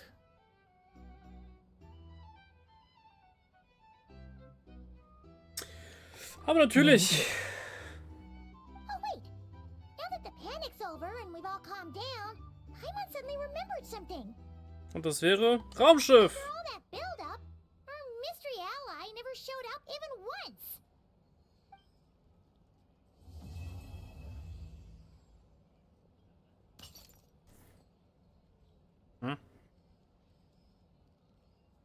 Huh? Am I imagining things?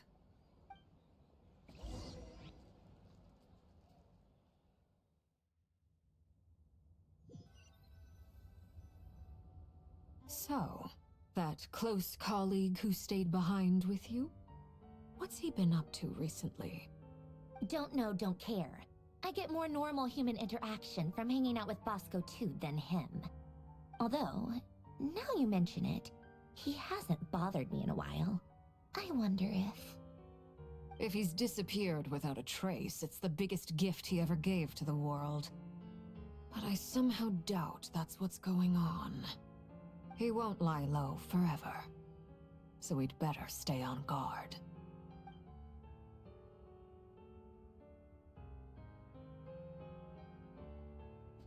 The heck you talking about?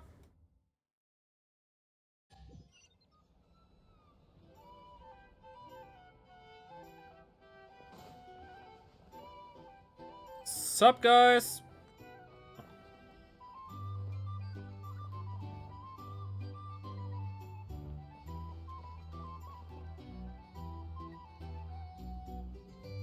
Wo sind Laume und Yahoda?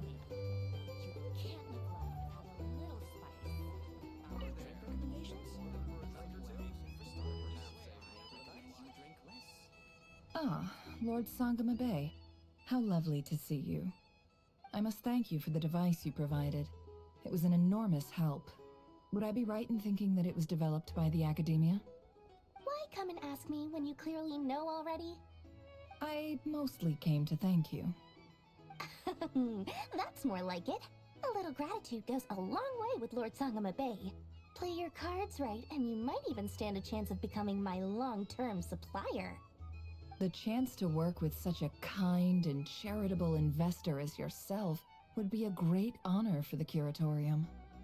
Huh? Charitable? Who said anything about charity? First time hearing about it. Let's see. The first plot of land you purchased in Nodcry, your desert interests, and... Stop! What do you think you're doing? Exposing my investment history! It's nothing to hide from. They're all perfectly legitimate investments. And some of the land you purchased was with the intent of building a sanctuary? Yes, I heard about that too. How did you... You're a curious case, Lord Sangama Bay. You don't like people finding out about your good deeds, do you? But I'm afraid no matter how hard you try to keep things under wraps, where there's a will, there's a way. You did it for Sumeru, didn't you? It was empty land that was gonna go to waste otherwise. I figured if I built something there, it might at least get some use in an emergency. Disasters are capricious things. They strike without any warning. I've lost family to a disaster before, and I don't want to lose any friends or business partners if I can help it. My elder sister used to dream of finding a sanctuary. Somewhere with plenty of food. Hoppala. I keep pressing this button and it does not be good.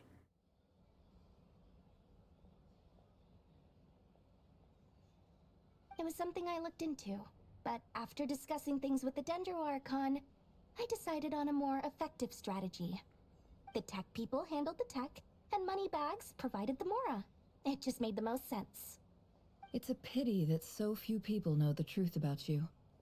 Everyone says that you view everything in terms of Mora, and all you care about is growing your own wealth. So, what's the problem with that? Everyone wants to be rich. It's human nature. So yes, I love Mora, and it's nothing to be ashamed of. But surely you have dreams of your own beyond just making Mora. You don't get it, do you? My dream is to invest in other people's dreams. And, you know, make a nice little slice for myself along the way. Just thinking about it makes me happy. That sweet, sweet sound of Mora. Thank you. For the device? And the pendant. Oh, that. I was just returning a favor. Don't worry about it. Seems like we've both been away from home for a very long time. Yeah. So long that I barely remember what my family even looked like. That would be your mother, father, and sister? Yeah. though it's been years since my sister passed away. It's not like I want to forget them, obviously, but memory can be even more ruthless than the most calculating business person. Beyond a certain point, if something isn't helping you, it just gets rid of it.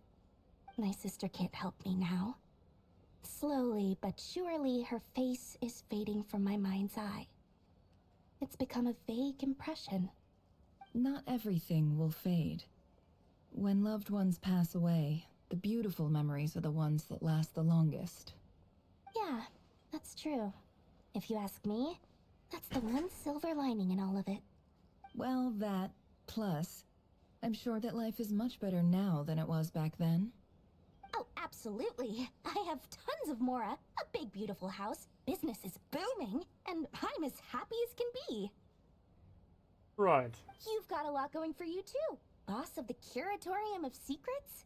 I'm sure there's plenty of Mora to be made in that line of work. I appreciate the vote of confidence.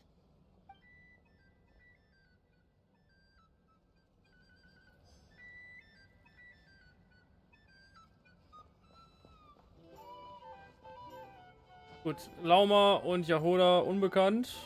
Irgendwo im Nirgendwo. Reden wir doch mal mit der Mondstadt-Fraktion. Guten Tag. How have you been holding up? Any adverse reactions? If you start to take a turn for the worse, make sure you tell me right away. You don't need to worry about me, Grandmaster. I'm fine. I mean, I barely did anything, so... Ja. What? Grundmagie absorbiert, humble, young umkonvertiert. You played an indispensable role in the battle for Notcry. Absolut. We can't thank you enough for your support. Sometimes, when people praise you, it's because you deserve it. The best thing is to accept it calmly and with grace. It's important to learn how to respond to words of admiration. Ich hoffe, die Konversation dauert lang Let's genug. do a quick demonstration. Albedo, that was an incredible feat of alchemy. The pressure was on, but you worked flawlessly at lightning speed to get the job done. Thank you. I can't take all the credit, though. Durin played a big part in forming the alchemical array. See? Did you catch that? A masterclass in how to take a compliment. Okay, yeah. I did work pretty hard to help prepare for the battle. No point denying that. Hey, you guys!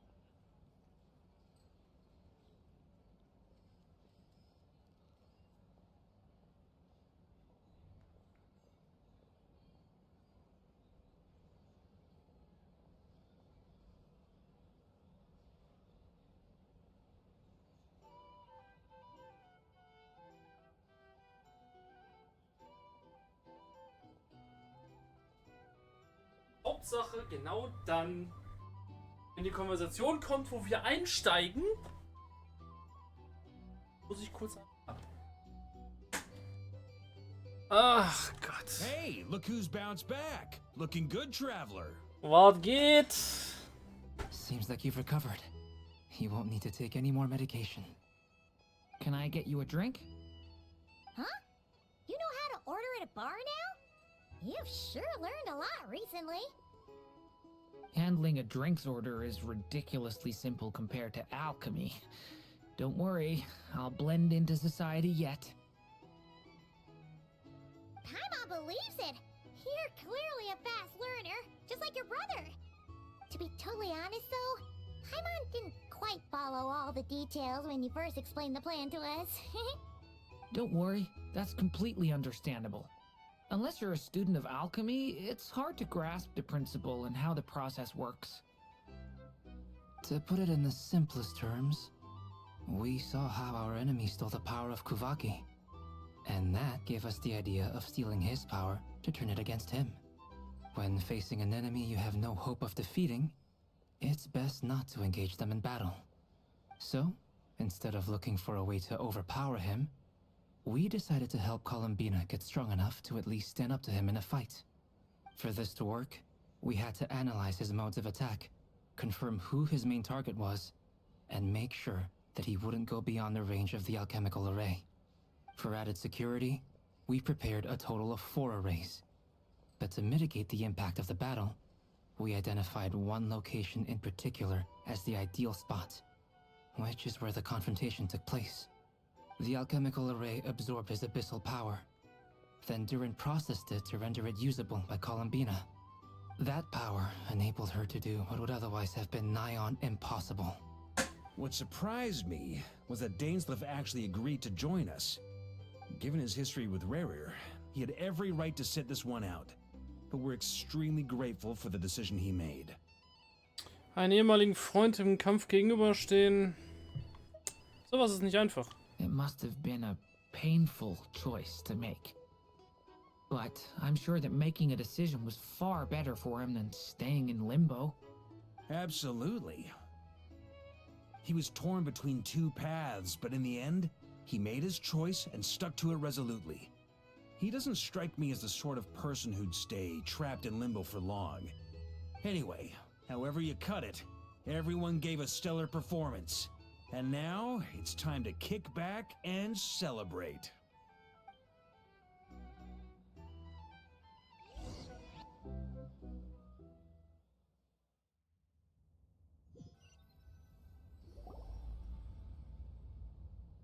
That's the only reason you're here. Yes. I've thought a lot about it. And I've realized that you, me, and Arlecchino should be friends. I think this is very important. So I felt I had to come and tell you. Well, this is a new one. I'm so moved. I can't even hold my teacup.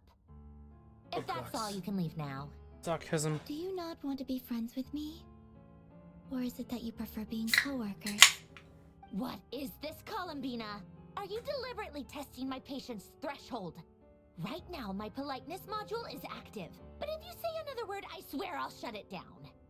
If your politeness module was active, wouldn't you say the word please at some point? Polonia, please see Lady Columbina to the door. Will you still invite me to your next tea party? What? Yes, I think you will. Bye-bye, dear Sandrone.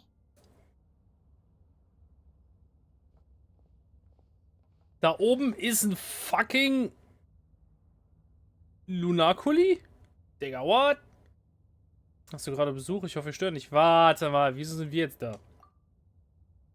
Hi. Was geht? Last time the Wild Hunt escorted you out. Would you rather I handled it myself this time?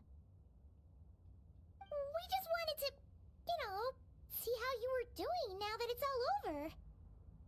Why? Out of concern for my safety?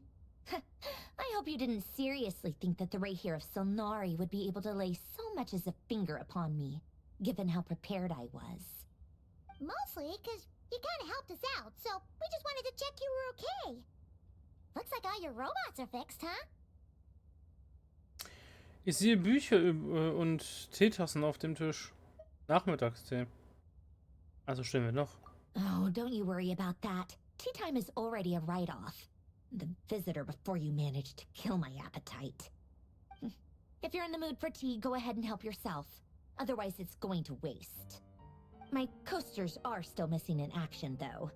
Use this notebook instead. Whoa! Pretty hefty notebook. Look at all those calculations. You can ignore those. They're just dumb scribblings. I doodle and write in my free time. Sometimes I remember the distant dreamlike past. Sometimes I imagine the far-flung future. And other times, I grit my teeth and note down all the crazy nonsense going on in the present. Some people do the crosswords in the newspaper. This is my equivalent of that. Trying to predict the future is like daydreaming, and writing about the present just makes me furious. The past is my favorite. If nothing else, it's already set in stone, so I don't have to rack my brains trying to figure it all out. Huh. Although, having said that, the only vaguely interesting memory in my past is probably that guy they call Lord Artificer.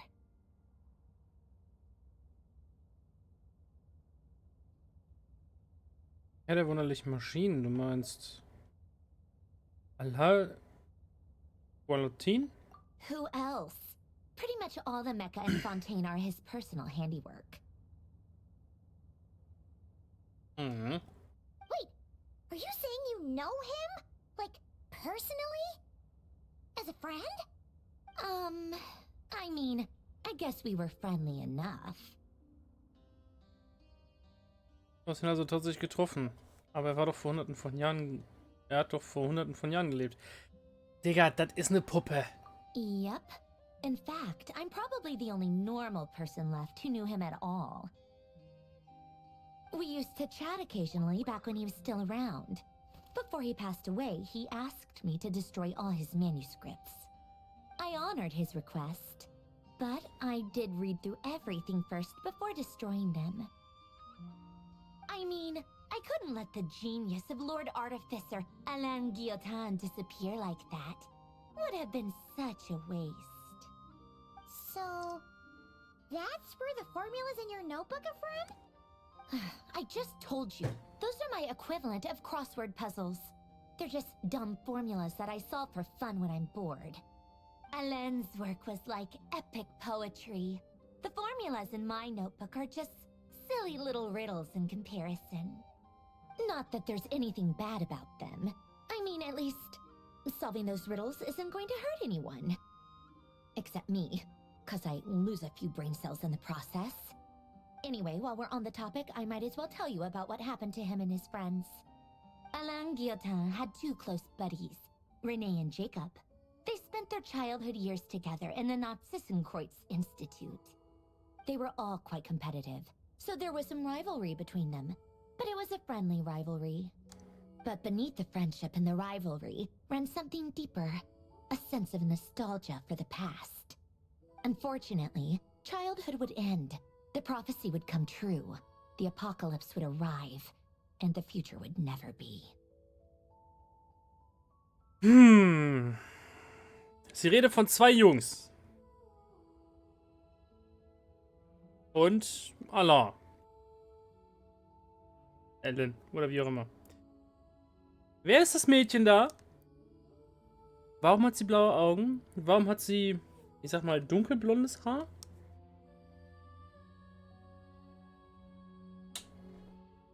Zendroni vielleicht?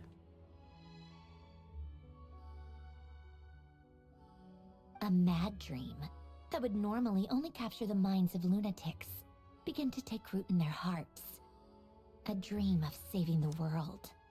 And if René and Alain had been people of lesser wits, that dream would probably have ended up as something for them to joke about in their older years.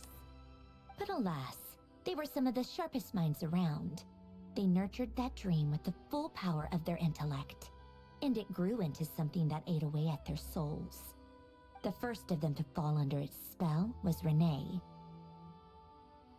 Against Alain's wishes, He persisted in experimenting on a mutual friend of theirs to try and save their life. Alain did not approve and parted ways with Renee. It's complicated. Alain wanted to believe that Renee only did what he did for the sake of their friendship. But when he told me about what happened, I could tell he still had some suspicions about Renee's motives. Perhaps the seed that would grow into a nightmare had already sprouted in Renee's mind. Even then, the next time they met, Renee's soul had been completely engulfed by the dream of salvation.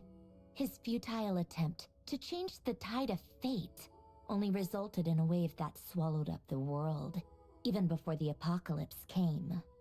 And although that wave died down eventually, I hear that it just recently came back with a vengeance.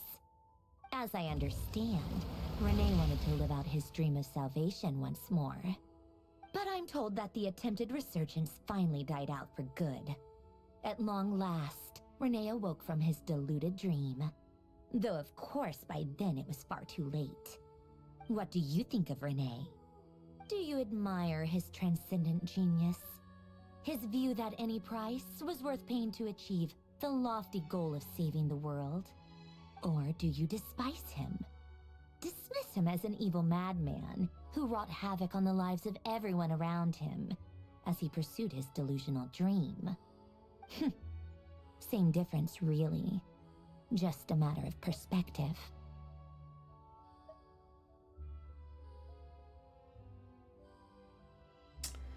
Zwischen den Stühlen sitzen ist gar nicht so doof an der Stelle. What a cop-out. But I suspect you'd have a more incisive and insightful answer if we dug into it further. Was mit dir? Was denkst du über René? I don't like fanatics who give up their whole lives for their ideology. Nor do I like fools who let their delusions take control. Maybe I could understand if René had just been an ordinary person. But he had a sage-like intellect, and still managed to get himself lost in the labyrinth of his own desires. Anyway, that's enough about René. Now, moving on to Alain Guillotin, the Lord Artificer. He managed to put a stop to the first storm whipped up by René. But after that, Alain lost his friends and family. To his credit, I suppose, the loss of his family and friends was purely a tragic accident. It's not like Alain sacrificed them for his cause or anything. After that, the only thing supporting his work was the same dream that had dragged his closest friend down to the abyss. But although the desire to save Fontaine drove him to found the Fontaine Research Institute, Alain continued to reject any form of transcendental knowledge or power. He was suspicious and fearful of it, having seen the way it had affected his closest friend. I think that formulas and machines derived solely from human intellect were the only thing that gave him a sense of spiritual comfort. Yet Alain's intellect was simply too great. It barely left him space to breathe in his lifetime. Once he realized that the end of his life was approaching, he finally accepted the truth. The Nazissenkreuz Institute needed someone, and a human being, to see its story through to the end. He quit working on his formulas, trading them in for the fairy tales that had played such a formative role in his childhood, but which he barely touched in his adult life. He told me that the director of the Nazissenkreuz Institute used to read those fairy tales to the children as bedtime stories. Apparently, they worked wonders at sending kids off to sleep. I think that all he wanted at that time in his life was to be able to sleep deeply without being plagued by depression. By that point, nothing else really mattered. Den Ort kennen wir doch, oder? At the very end, he laid down to rest in the ruins of the former Nazissenkreuz Institute orphanage, while the Fontaine Research Institute he had founded continued tirelessly with its work. Many years after that, tensions over competing dreams would once again cause a rift, this time between members of the Fontaine Research Institute. But the actions of those fools had nothing at all to do with Alain. And that is the story of two people from the Nazissenkreuz Institute who both wanted to save the world. One went all in on his fantasy of salvation without ever looking back, and ended up calmly sinking to the bottom of the deepest sea. The other sought desperately to burn bright in his life, even though he wasn't sure where he was going. I do sometimes wonder, why is it that people like them have such grand hopes of saving the world? Even the grandest tree starts as a tiny seed. So perhaps, for each of them, their mission to save the world began with a very simple desire: to save themselves. They were young children with friends and family who mattered to them, desires to explore the meaning of life, ambitions to have a successful career. They didn't want to see all of that taken away in one fell swoop. Or maybe they just wanted to find something to anchor themselves within the chaos, to stop them getting quietly swept away by the storms of life. But instead, the search for their own salvation took them down the rocky road laid out by fate. Do you think the desire to save oneself is enough of a justification to try and save the world?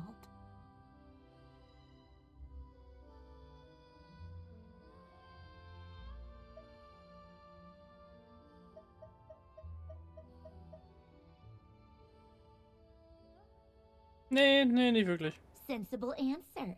Glad to know you've got your head screwed on straight. Alain would disagree, though. I asked him the same question back when he was in his prime, putting all of his energy into his work. Yes, it's enough. No elaboration, just a quick, short answer before getting right back to his work.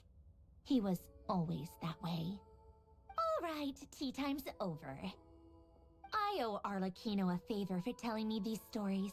I'll have to bring a whole sack of gifts the next time I visit the House of the Hearth. I'm gonna go tinker with Polonia now. You guys can do whatever you want, as long as it doesn't involve interrupting me. Polonia, exit hibernation mode. Begin diagnostics. Okay.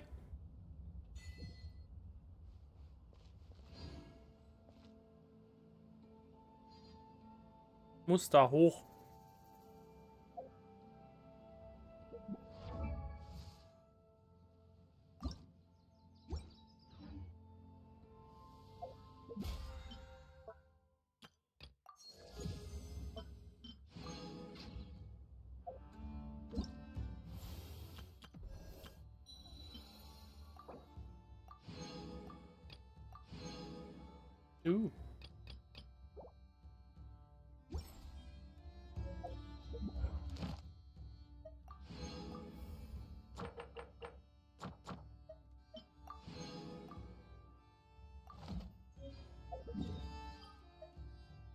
Wir sind mit dem Archontenauftrag durch.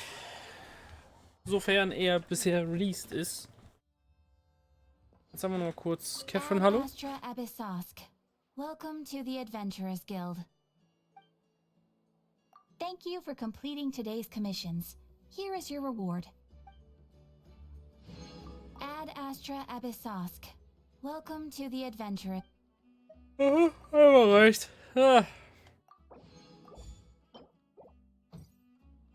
Warum ist keine Story mehr? Da werde ich müde.